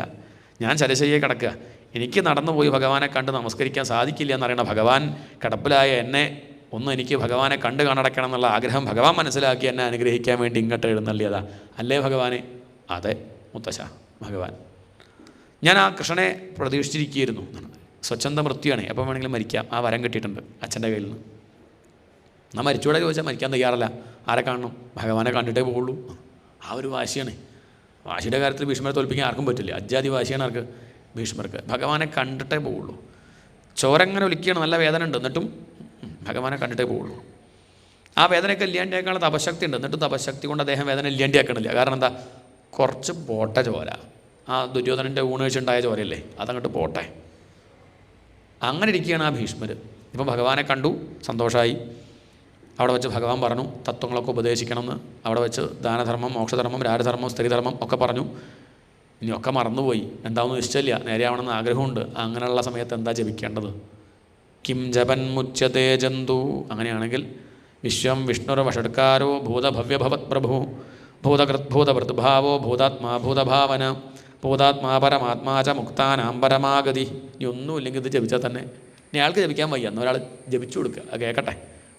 അങ്ങനെയായാലും ഒരു ജന്തു നേരെയാവും എന്ന് പറഞ്ഞ അവസാനം ആ സഹസ്രനാമവും പറഞ്ഞു കൊടുത്തു. ഇനി എന്തെങ്കിലും കേൾക്കാനുണ്ടോ? ഇനിയൊന്നും കേൾക്കാനില്ല. ധർമ്മപുത്രർക്ക് ദുഃഖം മാറി ശരശയ്യെ കടന്നിട്ടാണ് പ്രഭാഷണേ. ആലോചിച്ച് നോക്കൂ ഭീഷ്മരുടെ ആ ഉപദേശം. അവിടെ വെച്ച് ധർമ്മപുത്രയുടെ ദുഃഖമൊക്കെ നീങ്ങി ഭഗവാനെ അടുത്തേക്ക് വിളിച്ചു.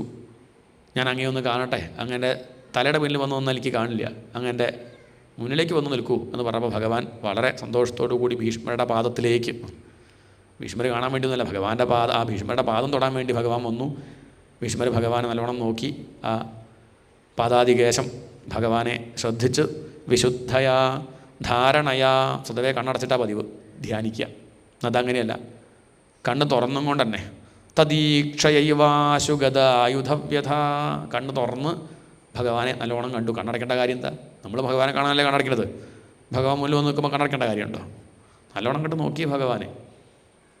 ആ ഭഗവാനെ കണ്ടതും ഗതായുധവ്യഥ, അസ്ത്രം കൊണ്ട് തനിക്ക് മുറിവുണ്ടായിട്ടുണ്ട്, ആ മുറിവ് കൊണ്ടുള്ള വേദനയൊക്കെ പോയി, ആയുധവ്യഥകളൊക്കെ പോയി. ഭഗവാനെ സ്തുതിക്കുകയാണ്. ഇതി മതിരുപകൽപ്പിത വിതൃഷ്ണ ഭഗവതി സാത്വത പുങ്കവേ വിഭുംനി സുസുഖമുപഗതേ ക്വചിത് വിഹർത്തും പ്രകൃതിമുപേയുഷി യദ്ഭവപ്രവാഹ ഇതി. കഴിയുമ്പോഴാണ് ഇതി പറയുക. തുടങ്ങുമ്പോൾ തന്നെ ഇതി പറഞ്ഞാൽ എന്താ? നിർത്തി കൃഷ്ണ, ഇനിയിപ്പം ഒന്നുമില്ല, തന്നെ കണ്ടു, ഇനിയിപ്പോൾ ഇതിലധികം ഒന്നും ചെയ്യാനില്ല, എൻ്റെ എല്ലാ കാര്യങ്ങളും ഞാൻ ഇവിടെ നിർത്തുകയാണ്. കായേന വാച മനസാ ഇന്ദ്രിയർവ, വാക്കുകൊണ്ടും കർമ്മം കൊണ്ടും ഒക്കെ ചെയ്യുന്നത് മുഴുവൻ തൻ്റെ ഭാഗത്തിൽ ഞാൻ സമർപ്പിക്കുകയാണ്. ഇതി മതിഹി, എൻ്റെ ഈ മനസ്സ് ഞാൻ തനിക്ക് തരിക. മതി എന്ന് പറഞ്ഞാൽ ബുദ്ധി അല്ലെങ്കിൽ മനസ്സ്. ഇതന്നെയല്ലേ നേരത്തെ ആര് പറഞ്ഞത്? കുന്തിദേവി അവസാനം പറഞ്ഞത് എന്താ? എനിക്ക് തരണം എന്നുണ്ട് കൃഷ്ണ, പക്ഷേ മക്കളിങ്ങനെ നിൽക്കുകയാണേ മനസ്സിൽ, പിന്നെ ഇങ്ങനെ തരിക. പകുതി മനസ്സ് കൊടുത്തു, പകുതി മനസ്സ് കൊടുക്കാൻ പറ്റണില്ല. കാരണം ആ പകുതി മനസ്സിൽ ആരുണ്ട്? മക്കളുണ്ട്. എന്നാൽ മക്കളുടെ മനസ്സിൽ അമ്മയില്ല, പക്ഷേ അമ്മയുടെ മനസ്സിൽ എന്തുണ്ട്? അതിന് നമ്മളുടെയും കുഴപ്പം. മക്കൾ ഇങ്ങോട്ട് വിളിക്കണമെന്നില്ല, പക്ഷേ മക്കളെ ഓർത്തിട്ട് അമേരിക്കയിലുള്ള മകൻ പൂണ് കഴിച്ചിട്ടുണ്ടാവുമോ? അയാൾക്ക് ചിന്തയില്ല. പക്ഷെ നമുക്ക് ഇതാണ് മായ. ഇങ്ങോട്ടൊട്ടുമില്ല, പക്ഷേ അതോ ആലോചിച്ചിട്ടുള്ള ദുഃഖം. ഇവിടെ അതാണ് പ്രശ്നം. ഇത്തിമതിഹി, ഭീഷ്മർ പറയുകയാണ്, എനിക്ക് പിന്നെ കല്യാണം കഴിക്കാത്തതുകൊണ്ട് ആ പ്രശ്നമൊന്നുമില്ല. എന്തില്ല? മക്കളെ പറ്റിയിട്ടുള്ള ചിന്തയൊന്നും.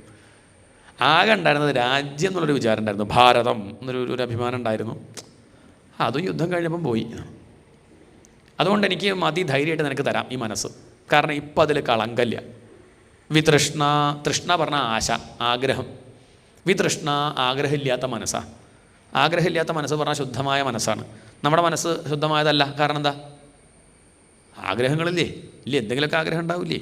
ഇല്ല, ഒരാഗ്രഹവും ഇല്ല, ഒന്നുമില്ല, ഒന്നുമില്ല. അങ്ങനെ വരില്ല, എന്തെങ്കിലുമൊക്കെ ഉണ്ടാവും. അങ്ങനെ ശതാഭിഷേകം നല്ലോണം ഒന്ന് കഴിക്കണം എന്ന് ആഗ്രഹിക്കാനുണ്ട്. അതിനൊരു സപ്താഹമൊക്കെ നടത്തണമെന്ന് ആഗ്രഹം. അങ്ങനെ ആയിക്കോട്ടെ, എന്തായാലും ഉണ്ട്, അതൊക്കെയൊക്കെ ആഗ്രഹം ഉണ്ടാവുമല്ലോ. അതാഗ്രഹമാണ്. വിതൃഷ്ണാമതിഹി, ഭീഷ്മർ പറയുകയാണ്, എനിക്കിപ്പോൾ ഒരാഗ്രഹമില്ല. സ്ഥാനം ആഗ്രഹമില്ല, പണത്തിനോട് ആഗ്രഹമില്ല, ഇനിയൊരു ജന്മം വേണം, അതൊന്നും ആഗ്രഹമില്ല, ഇനി ഇല്ല, കഴിഞ്ഞു, നിർത്തുകയാണ്. ഭഗവതി സാത്വത പുങ്കവേ വിഭൂംനി, അതുകൊണ്ട് ഞാൻ ഈ മനസ്സ് അങ്ങേക്ക് തരണു, അങ്ങ് ധൈര്യമായിട്ട് സ്വീകരിച്ചോളൂ. കാരണം അതിൽ കളങ്കല്ല, നല്ല ശുദ്ധമായ വെണ്ണയാണ്. പഴയ വെണ്ണയൊന്നുമല്ല. പഴകിയ വെണ്ണ വെച്ചാൽ ഭഗവാൻ ആ കാലം തന്നെ പൊട്ടിക്കുന്ന പറയുക. വേറെ നല്ല വെണ്ണയൊന്നുമില്ലേ, മുഷിഞ്ഞ വെണ്ണയാണ് അവിടെ വെച്ചത്. നമ്മളുടെ മനസ്സാണ് ഈ വെണ്ണ പറയേണ്ടത്. അത് ശുദ്ധമായ വെണ്ണയാണെങ്കിൽ ഭഗവാൻ എടുക്കും, കൊടുക്കൊന്നും വേണ്ട. അതാണ് കട്ടുകൊണ്ടുപോകുന്നു പറഞ്ഞത്. എന്താണ്? ശുദ്ധമായ പിന്നെ കൊടുക്കൊന്നും വേണമെന്നില്ല, ഇങ്ങോട്ട് വന്നാലും കൊണ്ടുപോയിക്കോളും, ആരും അറിയാണ്ട് കട്ട് കൊണ്ടുപോയിക്കോളും. ഉറിയിൽ കെട്ടിത്തൂക്കുക പറഞ്ഞാൽ ഉയരത്തിൽ വയ്ക്കുക എന്നാണ്. ഉയർന്ന മനസ്സ്. ഒളിപ്പിച്ച് വെച്ച വെണ്ണ കൊണ്ടുപോകുക പറഞ്ഞാൽ ആർക്കും കൊടുക്കാത്ത, ഭാര്യയ്ക്കും മക്കൾക്കും മറ്റ് ബന്ധുക്കൾക്കും ഒന്നും കൊടുക്കാത്ത, ഭഗവാന് മാത്രം ആയിട്ട് വെച്ച മനസ്സ് ആര് വന്നു കൊണ്ടുപോയിക്കോളും? കട്ട് കൊണ്ടുപോയിക്കോളും. പാപത്തെ ആര് കൊണ്ടുപോകും? ഭഗവാൻ കൊണ്ടുപോകും. ചില പറയും പാപത്തെ ഭഗവാൻ കൊണ്ടുപോയില്ല തിരുമേനി. അങ്ങനെ പറയരുത്. എൻ്റെ പാപത്തെ ഭഗവാൻ കൊണ്ടുപോയില്ല. ഈ കൊണ്ടുപോകണത് നിങ്ങളറിയില്ല, അത് ഞാൻ കക്ക എന്ന് പറയാം. എന്താണ്? അല്ല, നമ്മൾ കക്ക പറഞ്ഞാൽ അറിയാണ്ട് കൊണ്ടുപോകണമെന്നല്ലേ? നിങ്ങൾ അറിഞ്ഞില്ല എന്നേ ഉള്ളൂ, കൊണ്ടുപോയിട്ടുണ്ട്. അതുകൊണ്ട് പാപത്തെ നമ്മൾ അറിയണില്ല. ഭാഗവതം കേൾക്കുമ്പോൾ നമ്മളെ പാപമൊക്കെ പോകുന്നുണ്ട്, നമുക്കത് തോന്നണില്ല പറഞ്ഞാൽ അതാണ് കക്ക പറഞ്ഞാൽ. അറിഞ്ഞുകൊണ്ടെടുക്കല്ല, അറിയാണ്ട് കൊണ്ടുപോകുന്നതാണ് കക്കൽ. അതുകൊണ്ട് ആ ഭഗവാനിലാണ് ഇപ്പം എൻ്റെ മനസ്സ്. എൻ്റെ മനസ്സിൽ കൃഷ്ണ ഇപ്പം എങ്ങനെയാണെന്ന് വെച്ചിട്ടുണ്ടോ? ത്രിഭുവനകമനം തമാലവർണം, 3 ലോകത്തിലും വെച്ച് സുന്ദരൻ. രുക്മിണിയാണ് അങ്ങനെ വിളിക്കുന്നത്, ഭുവന സുന്ദര. ഇപ്പം ഭീഷ്മർ പറയാണ്, ത്രിഭുവനകമനം തമാലവർണം രവി കരകൗരവരാംബരം ദധാനി. എൻ്റെ ആ മഞ്ഞപ്പട്ട് കാണുമ്പം ആ സൂര്യരശ്മി പോലെ, അതിൻ്റെ കിരണങ്ങൾ പോലെ. വപുരളകുലാവൃതാനാബ്ജം, ആ നീല മേഘശ്യാമളൻ, കാർമേഘത്തിൻ്റെ നിറം, ചന്താമര പോലുള്ള മുഖം, ചുരുണ്ട മുടി. ആ ചന്താമര പോലുള്ള മുഖത്തിൻ്റെ മുകളിൽ ചുരുണ്ട മുടി അങ്ങനെ കണ്ണിന് തടസ്സമായിട്ട് നിൽക്കുന്നത് കാണുമ്പോൾ എനിക്ക് തോന്നുക, നിൻ്റെ ആ മുഖമാകുന്ന ചന്താമരയിലേക്ക് ഒരു കരിവണ്ട് ഇങ്ങനെ പറന്നു വരികയാണോ തോന്നുന്നത്. മുടി, കറുത്ത മുടി ഇങ്ങനെ സ്പ്രിങ് പോലെ ഭഗവാന്റെ കണ്ണ് തടസ്സമായിട്ട് നിൽക്കുകയാണ്. കയ്യിൽ ചമ്മട്ടിയും കടിഞ്ഞാണോ ആയതുകൊണ്ട് തടസ്സമായിട്ട് നിൽക്കുമ്പം മുടി കൈകൊണ്ട് മാറ്റാൻ പറ്റില്ല. കയ്യിൽ ചമ്മട്ടിയും കടിഞ്ഞാണോ അല്ലേ? അപ്പം മുടി മാറ്റണമെങ്കിൽ തലങ്ങട ആട്ടുക ചെയ്യുക.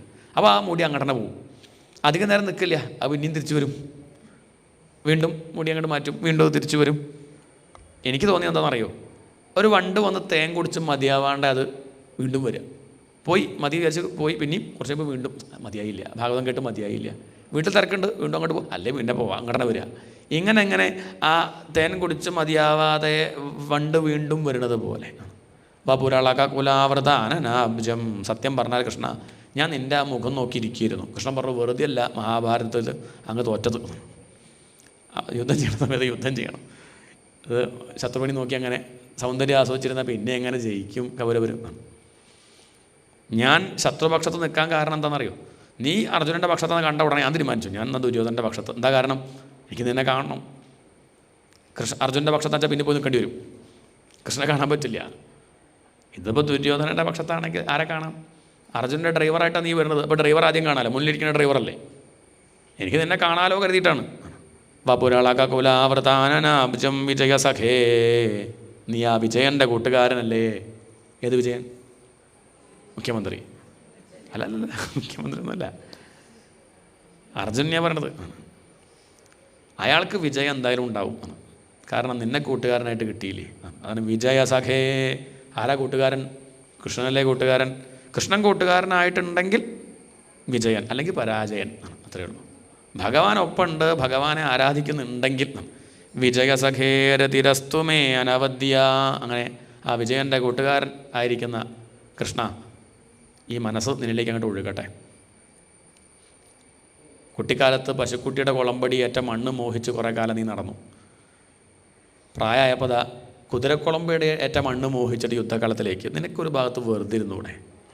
പണ്ട് ഗോപാലനാ വിചാരിക്കുക, ഇപ്പോൾ ദ്വാരകത്തെ രാജാവല്ലേ, ലക്ഷക്കണക്കിന് ഡ്രൈവർമാർ അവിടെ അല്ലേ, ഒരാളെ വിട്ടാൽ പോരെ? ഇത് അർജുനൻ്റെ ഡ്രൈവറായിട്ട് നീ തന്നെ വരേണ്ട കാര്യമുണ്ടോ? കൃഷ്ണൻ്റെ സൈന്യം എവിടെയാ? സൈന്യം ദുര്യോധന പക്ഷത്താ, കൃഷ്ണൻ്റെ ആളുകൾ തന്നെയാണ്. ദുര്യോധനൻ്റെ സൈന്യമല്ല, കൃഷ്ണൻ്റെ സൈന്യത്തോട് ആരാ യുദ്ധം ചെയ്യണത്? പാണ്ഡവർ. നിനക്ക് അവിടെ ഒരു ഡ്രൈവറെ വിട്ടാൽ പോരെ? കൃഷ്ണൻ പറഞ്ഞു, മതി ഭീഷ്മരെ, പക്ഷേ എന്ത് ചെയ്യാം? അച്ചമ്മങ്ങളോട് പറയും മിണ്ടാണ്ടിരിക്കുക. അതവിടെ നിന്ന് കൃഷ്ണ കൃഷ്ണ കൃഷ്ണ കൃഷ്ണ സന്ധ്യയ്ക്ക് ജപിച്ചാൽ പിന്നെ എനിക്ക് കടം വീട്ടണ്ടേ? അതുകൊണ്ടാണ് ഞാൻ ഈ പണിയൊക്കെ ചെയ്യണത്. ഡ്രൈവറായിട്ടും പാത്രം കഴുകിയിട്ടും സാധനം വാങ്ങാൻ പോവുക കൃഷ്ണൻ. ദ്വാരകയിലത്തെ രാജാവാ. ഇവിടെ പാണ്ഡവരുടെ അടുക്കളപ്പണി ചെയ്യണതാരാ? എന്താ ചോദിച്ചാൽ ആ അച്ചമ്മങ്ങളുടെ നാമജപം അതൊന്ന് നിർത്തിച്ചാൽ സമാധാനമായിട്ടിരിക്കാം. പക്ഷെ എന്ത് ചെയ്യാൻ പറ്റും? നീ കാണിക്കുന്ന ആ കാരുണ്യം എന്നാണ്. മമ നിഷിദ്ധശരൈഹി വിഭിദ്യമാനത്വജി. ഞാൻ അസ്ത്രം നിൻ്റെ നേരെ അയച്ചില്ലേ കൃഷ്ണ, നീ ഓർക്കണുണ്ടോ?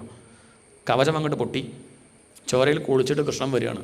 നല്ല ഭംഗിയുണ്ടായിരുന്നു. നീ ആ വയർത്ത് കുളിച്ച് ചോരയിൽ കുളിച്ചങ്ങനെ വരുമ്പോൾ എന്തൊരു ഭംഗിയാണ്. കൃഷ്ണൻ വയർത്ത് കുളിച്ചപ്പം ചോരയിൽ കുളിക്കുന്ന സമയത്ത് നമ്മളൊക്കെ അങ്ങനെ ചോരയിൽ കുളിച്ച ഭംഗിയുണ്ടെന്ന് പറയുമോ? വയർത്ത് കുളിച്ചാൽ നമ്മൾ മേക്കപ്പൊക്കെ തന്നെ അങ്ങനെ നോക്കുമ്പോൾ തന്നെ പേടിയാവും. കൃഷ്ണൻ എന്ത് ചെയ്താലും ഭംഗിയാണ്. മാനിച്ചാൽ ഭംഗി, മാലാൽ വതന സരസിജം വാടിയാൽ ഭംഗി, കോപിച്ചാൽ ഭംഗി, കോപിച്ചളറിലഹള കൂട്ടിയിടിൽ അത്യന്ത ഭംഗി. ദേഷ്യം പിടിക്കുമ്പോഴും ഭംഗിയാണ്, ചിരിച്ചാൽ ഭംഗിയാണ്, കരഞ്ഞാൽ ഭംഗിയാണ്. അതിനു വേണ്ടിയാണ് ഗോപസ്ത്രീകൾ വന്ന് പരാതി പറയണത്. കൃഷ്ണൻ്റെ കരച്ചിൽ കാണാൻ നല്ല ഭംഗിയാണ്, ഇടയ്ക്ക് കണ്ണുരുട്ടും നല്ല ഭംഗിയാണ്, ഇടയ്ക്ക് മുഖം കണ്ട് ചുവക്കും നല്ല ഭംഗിയാണ് കൃഷ്ണനെ കാണാൻ. അത് കാണാൻ വേണ്ടി, അല്ലാണ്ട് അവർക്കിപ്പോൾ പരാതിയൊന്നുമില്ല. വെണ്ണ കട്ട അവർക്കെന്താ, പാല് പോയാൽ എന്താ അവർക്ക് കൃഷ്ണനെ കാണണം. നവരസങ്ങൾ കാണാൻ വേണ്ടി ഓരോ കാര്യം പറഞ്ഞ് വരിക, അത്രയേ ഉള്ളൂ. ആ യുദ്ധക്കാലത്തിൽ നിന്നെ കാണാൻ നല്ല ഭംഗിയായിരുന്നു. അർജുനാകെ പരിഭ്രമിച്ചിരിക്കുമ്പം വ്യക്തമായിട്ടുള്ള കാഴ്ചപ്പാടില്ലാണ്ട് ദിശാബോധം നഷ്ടപ്പെട്ടിരുന്നില്ലേ? താൻ എന്ത് ചെയ്യണമെന്നറിയാതെ അങ്ങനെ അന്ധാളിച്ചിരുന്ന ആ അർജുനൻ്റെ ഉള്ളിലുള്ള അജ്ഞാനം നീക്കി നീ ഗീത ഉപദേശിച്ച് അനുഗ്രഹിച്ചില്ലേ? നിൻ്റെ ആ കാരുണ്യം ഓർക്കുമ്പോൾ സന്തോഷമുണ്ട്. അല്ല, അതിലും വലുതല്ലേ ഇപ്പോൾ എന്നോട് കാണിച്ച കാരുണ്യം. ഞാൻ നിന്നെക്കൊണ്ട് ആയുധം എടുപ്പിക്കുന്നുള്ള പ്രതിജ്ഞ എടുത്തില്ലേ? ശരിക്കും പറഞ്ഞാൽ അർജുനൻ ഇവിടെ ഭീഷ്മർ പ്രതിജ്ഞ എടുത്തിട്ടുണ്ട് ഭഗവാനെ കൊണ്ട് ആയുധം എടുപ്പിക്കുന്നു. ഭഗവാൻ പ്രതിജ്ഞ എടുത്തുകൊണ്ട് ആയുധം എടുക്കില്ല, കാരണം സാരഥിയായിട്ട് പോവല്ലേ, ആയുധം ആവശ്യമില്ല. ആയുധങ്ങളോട് കൂടിയുള്ള സൈന്യം കൗരവർക്ക് കൊടുത്തു, ആയുധം ഇല്ലാണ്ട് താനും പാണ്ഡവരുടെ കൂടെ. ഇത് മനസ്സിലാക്കിയ ഭീഷ്മർ പ്രതിജ്ഞ എടുത്തു ഭഗവാനെ കൊണ്ട് ആയുധം എടുപ്പിക്കും. ഗംഭീര യുദ്ധം. അർജുനൊന്നും ചെയ്യാൻ പറ്റണില്ല. വില്ലെടുത്ത 2 കഷ്ണമായി, എണീറ്റ് വന്ന കിരീടം പോയി. അവസാനം ഭഗവാൻ അങ്ങോട്ട് എണീറ്റു, തേർത്തറത്ത് അങ്ങോട്ട് എണീറ്റു. ആരുടെ നേരെ? ഭീഷ്മരെ, എൻ്റെ അർജുനെ അങ്ങ് വധിക്കാൻ നോക്കുകയാണോ എന്നും പറഞ്ഞ് ഭഗവാൻ ആ ചമ്മട്ടിയും കടിഞ്ഞാണും മാറ്റിവെച്ച് അവിടുന്ന് എടുത്തങ്ങോട്ട് ചാടി തൻ്റെ ഉത്തരിയും വീണ് പോയതുപോലെ അറിഞ്ഞില്ല, ഭഗവാൻ അറിഞ്ഞില്ല. ഹരിരിവഹന്തുമിഭം, ഒരു സിംഹം ആനയെ കടിച്ചു കയറാൻ വരേണ്ടത് പോലെ ഭീഷ്മരുടെ നേരെ ആര് പുറപ്പെട്ടു? ഭഗവാൻ അങ്ങോട്ട് പുറപ്പെട്ടു. കയ്യിൽ ആയുധമില്ല, ഭീഷ്മരെ കൊല്ലണം എന്ന് ആഗ്രഹമുണ്ട്. എന്തു ചെയ്യും? ചുറ്റും നോക്കിയ സമയത്ത് അവിടെ ഒരു രഥത്തിൻ്റെ ചക്രം കണ്ടു. അതങ്ങോട്ട് എടുത്ത് ചുറ്റി അതിലേക്ക് സുദർശനത്തെ ചേർത്തു. ആ ചക്രവുമായിട്ട് ആര് വരികയാണ്? ഭീഷ്മരെ നേരെ ഭഗവാൻ വരികയാണ്. ഇപ്പം ആയുധം എടുത്തില്ലേ? ആയുധെടുക്കില്ലാണ് പ്രതിജ്ഞ ഭഗവാനല്ലേ? പ്രതിജ്ഞ ലംഘിച്ചില്ലേ? അർജുനൻ അങ്ങോട്ട് പരിഭ്രമായി. ഇനി കൃഷ്ണൻ ചീത്തപ്പേരല്ലേ? ആയുധെടുത്തു എന്ന് പറയില്ലേ? അർജുനൻ തേരുന്ന അങ്ങോട്ട് ചാടി കൃഷ്ണൻ്റെ പിന്നാലെ പോയി കാല് പിടിച്ച് വെച്ചിട്ട് പറയാണ്, കൃഷ്ണ പ്രതിജ്ഞ ലംഘിച്ചു. ജനങ്ങളൊക്കെ കാണുന്നുണ്ട്. ഇനി വൈകുന്നേരം ചാനൽ ചർച്ച ഉണ്ടാവും. കൃഷ്ണൻ പ്രതിജ്ഞ ലംഘിച്ചു എന്ന് പറഞ്ഞ് ചീത്തപ്പേരല്ലേ എന്ന് അർജുനനെ ഓർമ്മിപ്പിച്ച സമയത്ത് ഭഗവാൻ, അതാ അർജുന, ഞാനതങ്ങോട്ട് മറന്നു, ആ ആവേശത്തിൽ അങ്ങോട്ട് എടുത്തു പോയതാ ചക്രം. ഹൈ ചീത്തപ്പേരായല്ലോ എന്ന് പറഞ്ഞ് ഭഗവാൻ ആ ചക്രം അവിടെ അങ്ങോട്ട് വെച്ച് തിരിച്ച് അർജുനൻ്റെ കൈ പിടിച്ച് കയറി പോവുകയാണ്. ഭീഷ്മർ പറയാണ്, കൃഷ്ണ നിൻ്റെ അഭിനയം നന്നായിട്ടൊക്കെ ഉണ്ട്, പക്ഷേ മുന്നിന്ന് കാണുന്ന എനിക്കറിയാം നീ തോറ്റുപോയി. നിൻ്റെ മുഖത്ത് ശരീരത്തിലൊക്കെ അഭിനയമുണ്ട് ഭീഷ്മരെ കൊല്ലണം എന്നുള്ള വിചാരം, പക്ഷേ കണ്ണ് നോക്കി അറിയുന്നത് ഭീഷ്മരെ തനിക്ക് വേണ്ടിയാണ്. ഇനി തൻ്റെ പ്രതിജ്ഞ ഇനി സത്യമാവാണ്ടിരിക്കേണ്ട. എനിക്കൊക്കെ ചീത്തപ്പേര് കുട്ടിക്കാലം മുതലേ പലതും ഉണ്ട്. വെണ്ണ കട്ടവൻ, ചേല കട്ടവൻ, അത് കട്ടവൻ, ഇത് കട്ടവൻ, വയസ്സായ കാലത്ത് സെമന്തകമണി മോഷ്ടിച്ചവൻ എന്നുള്ള പേര്, എന്തൊക്കെ പേരുണ്ട്. പക്ഷെ തനിക്കെന്തായാലും ചീത്തപ്പേര് വേണ്ട. സ്വനിഗമമപഹായ മത്പ്രതിജ്ഞാം ഋതമധികർത്തുമവപ്ലുതഃ രഥസ്ഥഃ. തൻ്റെ പ്രതിജ്ഞ കാറ്റിൽ പറത്തി തൻ്റെ ഭക്തൻ്റെ പ്രതിജ്ഞ സത്യമാക്കാൻ വേണ്ടി മെനക്കെട്ടവനല്ലേ അങ്ങ്. അർജുനൻ്റെ കൈ പിടിച്ച് ഭഗവാൻ തേരിലേക്ക് കയറുമ്പോൾ ഒന്നും കൂടി നോക്കാൻ ഇടം കണ്ടിട്ട് ആരെ? ഭീഷ്മരെ. സന്തോഷമായില്ലേ? സന്തോഷമായില്ലേ എനിക്ക്? ഇനിയിപ്പോൾ ഞാൻ ഈ ആയുധം എടുത്തില്ലെങ്കിൽ ചിലപ്പോൾ പറ്റില്ല, അതുകൊണ്ടപ്പം തന്നെ എടുത്തത്. അല്ലാണ്ട് എൻ്റെ പ്രതിജ്ഞ മറന്നിട്ടല്ല, തൻ്റെ പ്രതിജ്ഞ ഓർത്തിട്ടാ. അമാനി മാനദഹ മാന്യഹ ലോകസ്വാമി ത്രിലോകധൃക്. ഭഗവാൻ അങ്ങനെ അഭിമാനമൊന്നുമില്ല. പക്ഷെ അടുത്ത പേരെന്താ? മാനദഹ, മാനം കൊടുക്കുന്നവനാ. തന്നെപ്പറ്റി എന്ത് പറഞ്ഞാലും ഭഗവാന് കുഴപ്പമില്ല, പക്ഷെ തൻ്റെ ഭക്തനെപ്പറ്റി പറഞ്ഞാൽ അത് ഇവരറിയും. അതല്ല ഇപ്പം കാണിച്ചത്. തൻ്റെ സത്യമൊക്കെ മാറ്റി ആ ഭീഷ്മയുടെ സത്യം അത് സത്യമാക്കിയില്ലേ ആ പ്രതിജ്ഞ. ഇനി ഇതിലപ്പുറം എന്താ വേണ്ടത്? ആ ഗോപികമാരുടെ ഭാഗ്യം അങ്ങയുടെ കൂടെ അങ്ങനെ ചിരിച്ച് കളിച്ച് നടക്കാൻ പറ്റിയില്ലേ, നൃത്തം വയ്ക്കാൻ പറ്റിയില്ലേ? അവരങ്ങേ തന്നെ അനുകരിച്ച് ലളിതഗതി വിലാസ വൽഗുഹാസ പ്രണയ നിരീക്ഷണ കൽപ്പിതോരുമാനാഹ, എപ്പോഴും അങ്ങേ തന്നെ ചിന്തിച്ച് മറ്റ് വിചാരങ്ങളില്ലാണ്ട് കഴിഞ്ഞില്ലേ? ഉറപ്പാണ് അവർ സ്വാമിനിയമ്മമാരാ, അവർക്ക് ഇനി ജനിക്കേണ്ടി വരില്ല. അതുപോലെ എനിക്കും ഇനി ജനിക്കേണ്ട അവസ്ഥ ഉണ്ടാവരുത്. അതുപോലൊരു ഗോപികയായിട്ട് ജനിക്കണം ഇനി ജനിക്കുകയാണെങ്കിൽ എന്ന് പറഞ്ഞ സമയത്ത് ഭഗവാൻ അടുത്തേക്കൊന്നു ആ ഭീഷ്മനെ ഒന്ന് കെട്ടിപ്പിടിച്ചു. അതോടുകൂടി ഭഗവാൻ അടുത്തെത്തിയില്ലേ? അന്ധശ്വാസ, ആ ഭഗവാൻ ഇങ്ങോട്ട് അകത്താക്കുന്നത് പോലെ ശ്വാസം ഉള്ളിലേക്ക് വലിച്ചു. ഉപാരമത്, ഭീഷ്മർക്ക് സമാധി. ദേവന്മാർ പുഷ്പവൃഷ്ടി ചെയ്തു. ഭീഷ്മർക്ക് പിന്നെ ജന്മം ഉണ്ടായില്ല, നേരെ തിരിച്ചു പോയി. അദ്ദേഹത്തിന് മുക്തിയാണ് ഉണ്ടായത്. ഗംഗാദേവിയുടെ മകനാണ്. മകൻ മരിച്ചപ്പോൾ ലേശം വിഷമമൊക്കെ ഗംഗയ്ക്കുണ്ട്. കൃഷ്ണൻ വന്ന് ഗംഗാദേവിയെ ഉപദേശിച്ചു, ആശ്വസിപ്പിച്ചു. അമ്മ ദുഃഖിക്കേണ്ട, ധർമ്മിഷ്ഠനായ മകനെ കിട്ടിയില്ലേ അമ്മയ്ക്ക്, ഭാഗ്യവതിയല്ലേ, മുക്തിയാണ് കിട്ടിയത് കേട്ടോ, മകന് ഒട്ടും വിഷമിക്കേണ്ട എന്ന് പറഞ്ഞ് ഭഗവാൻ ഉപദേശിക്കുന്നതൊക്കെ മഹാഭാരതത്തിൽ കാണാം. അതാണ് ഭീഷ്മരുടെ മുക്തി. പാണ്ഡവർക്ക് കുറച്ച് നേരത്തേക്കൊരു വിഷമം തോന്നി. എല്ലാവർക്കും പ്രകാശം കൊടുത്തുകൊണ്ടിരിക്കുന്ന കുറേ തിരിയിട്ട ദീപസ്തംഭം പെട്ടെന്ന് അങ്ങോട്ട് കെട്ടാൽ അവിടെ മുഴുവൻ ഇരിട്ടുണ്ടാവില്ലേ കുറച്ച് നേരത്തേക്ക്? അത് ഉൾക്കൊള്ളാൻ കുറച്ചൊരു മടി കുറച്ച് നേരത്തേക്ക് ഉണ്ടാവില്ലേ? പാണ്ഡവർക്ക് സത്യമൊക്കെ അറിയെങ്കിൽ പോലും പെട്ടെന്ന് കുറച്ച് നേരത്തേക്ക് ഒരു പ്രയാസം. ആ ദീപം അങ്ങോട്ട് കെട്ടുപോയില്ലേ, ഭീഷ്മരെ മുത്തശ്ശൻ പോയില്ലേ എന്നുള്ളൊരു വിഷമം. പിന്നെ ഭഗവാൻ ആശ്വസിപ്പിച്ചു, വേണ്ട കർമ്മങ്ങളൊക്കെ ചെയ്തു. ഇതാണ് ഭീഷ്മരുടെ ആ മുക്തി, ഭീഷ്മരുടെ മനോഹരമായിട്ടുള്ള സ്തുതി. നമുക്ക് ഈ ഒരു സത്സംഗം ഭീഷ്മരുടെ സ്തുതി പറഞ്ഞ് ആ ഭീഷ്മരുടെയും ആ ഭക്തനായ ഭീഷ്മരുടെയും ഭഗവാന്റെയും പാതാരബന്ധങ്ങൾ അങ്ങോട്ട് സമർപ്പിക്കാം. കുറച്ച് നേരം 8-8:15 തുടങ്ങി ഒരു 4 മണി വരെ ഈശ്വര കഥകൾ പറയാനുള്ളൊരു അവസരം ഇവിടെ ഉണ്ടായി. അതിന് സംഘാടകരോട് നന്ദി പറയുകയാണ്. കുറച്ച് നേരമൊക്കെ ഈശ്വര കഥകൾ പറയാൻ എന്തായാലും പറ്റില്ല. അത്രയും നേരം മൊബൈൽ ഞാൻ നോക്കിയില്ലല്ലോ, നിങ്ങളെ കാര്യം ഒന്നും നിശ്ചയില്ല. എന്നാലും അത്ര നേരം ഞാൻ ഉറങ്ങിയില്ലല്ലോ. ഞാനിത് ഇതിൽ തന്നെ ശ്രദ്ധിച്ച് അതിലൂടെ യാത്ര ചെയ്യാൻ സാധിച്ചില്ലേ, അതൊരു ഭാഗ്യമാണ്. ഭഗവാൻ തന്നെ അവസരം ഒരുക്കുകയാണ്. അതിന് കുറേ പേര് നിമിത്തമാവുന്നു. അതുകൊണ്ട് ഭഗവാന്റെ കാരുണ്യവും മനസ്സിലാക്കുന്നു. എല്ലാവരെയും നമസ്കരിക്കുകയാണ്. ഇതിനൊക്കെ കാരണമായ എല്ലാവരും നമസ്കരിക്കുന്നു. പ്രത്യേകം പറയേണ്ടത് ശ്രോതാക്കൾ അത്യാവശ്യം കുറച്ച് പേരിരുന്നു കേട്ടോ, അത് വലിയ കാര്യം തന്നെയാണ്. സപ്താഹമൊന്നുമല്ലല്ലോ, ഒരു ദിവസത്തെ പ്രഭാഷണത്തിന് തന്നെ ഞായറാഴ്ച പല കാര്യങ്ങളും പറഞ്ഞ് അതിനൊക്കെ പോവാം. പക്ഷെ അതൊക്കെ മാറ്റി വെച്ച് അങ്ങനെ ഇരിക്കുന്നുണ്ടെങ്കിൽ ഒന്നെങ്കിൽ ആരും ഞെട്ടിക്കുന്നുണ്ട്, ഒന്നുമില്ലെങ്കിൽ അല്ലെങ്കിൽ എന്തോ ഭക്തി ഉണ്ട് തന്നെ, അല്ലെങ്കിൽ നമ്മളുടെ അഭിമാന പ്രശ്നമാണ് പോയില്ലെങ്കിൽ അങ്ങനെയൊക്കെ അങ്ങനെയല്ല വിചാരിക്കുക അല്ലേ. അപ്പോൾ എന്തായാലും അങ്ങനെ അല്ലെങ്കിൽ അത് ഭക്തി തന്നെയാണ്. കാരണം ഭഗവാനോടുള്ള പ്രിയം അല്ല, ഭഗവാൻ നിങ്ങളോടുള്ള പ്രിയം. നിങ്ങൾക്ക് ഭഗവാനേക്കാൾ ഭഗവാൻ നിങ്ങളെ ഇഷ്ടമുള്ളതുകൊണ്ടാണ് ഇങ്ങനെ ഇരുന്ന് ശ്രദ്ധിച്ച് കേൾക്കാൻ തോന്നുന്നത്. അല്ലെങ്കിൽ തോന്നില്ല. എത്രയോ അവസരം ഉണ്ടെങ്കിലും പലരൊന്നും അതിന് ശ്രമിക്കൊന്നുമില്ല. ഒക്കെ പിന്നെ കേൾക്കാൻ പറഞ്ഞാൽ അങ്ങോട്ട് ഒഴിവാക്കേ ഉള്ളൂ, ഞായറാഴ്ചയൊക്കെ വെച്ചാൽ പ്രത്യേകിച്ച്. എന്നാലും ഇപ്പം അങ്ങനെ ഇരുന്ന് കേട്ടല്ലോ. അപ്പം അതുകൊണ്ട് ശ്രദ്ധയുള്ള ശ്രോതാക്കളാണ്, എല്ലാവരെയും നമസ്കരിക്കുകയാണ്. എല്ലാം ഭഗവാന്റെ പാതാരബന്ധങ്ങളിൽ സമർപ്പിക്കുന്നു. ഗോവിന്ദനാമ സങ്കീർത്തനം. ഗോവിന്ദ. കായേന വാചാ മനസേന്ദ്രിയൈർവാ ബുദ്ധ്യാത്മനാ വാ പ്രകൃതേ സ്വഭാവാത് കരോമി യദ്യത് സകലം പരസ്മൈ നാരായണായേതി സമർപ്പയാമി. സ്വസ്തി പ്രജാഭ്യഃ പരിപാലയന്താം ന്യായേന മാർഗേണ മഹീം മഹീശാഃ. ഗോബ്രാഹ്മണേഭ്യഃ ശുഭമസ്തു നിത്യം. ലോകാഃ സമസ്താഃ സുഖിനോ ഭവന്തു. ഹരേ രാമ രാമ രാമ ഹരേ ഹരേ. ഹരേ കൃഷ്ണ കൃഷ്ണ കൃഷ്ണ ഹരേ ഹരേ. രാധാരമണ മുകുന്ദ മുരാരേ ശരണം മേ തവ ചരണയുഗം. പവനപുരേശ രാധാകൃഷ്ണ ശരണം മേ തവ ചരണയുഗം. ദേവി മഹേശ്വരി പാർവതി ശങ്കരി ശരണം മേ തവ ചരണയുഗം. ശംഭോ ശങ്കര സാംബ സദാശിവ ശരണം മേ തവ ചരണയുഗം. ദേവി മഹേശ്വരി പാർവതി ശങ്കരി ശരണം മേ തവ ചരണയുഗം. ഹരിഹരപുത്ര ആശ്രിതവത്സല ശരണം മേ തവ ചരണയുഗം. നമ പാർവതീപതയേ ഹര ഹര മഹാദേവ. ജാനകീകാന്തസ്മരണം ജയ ജയ രാമ രാമ.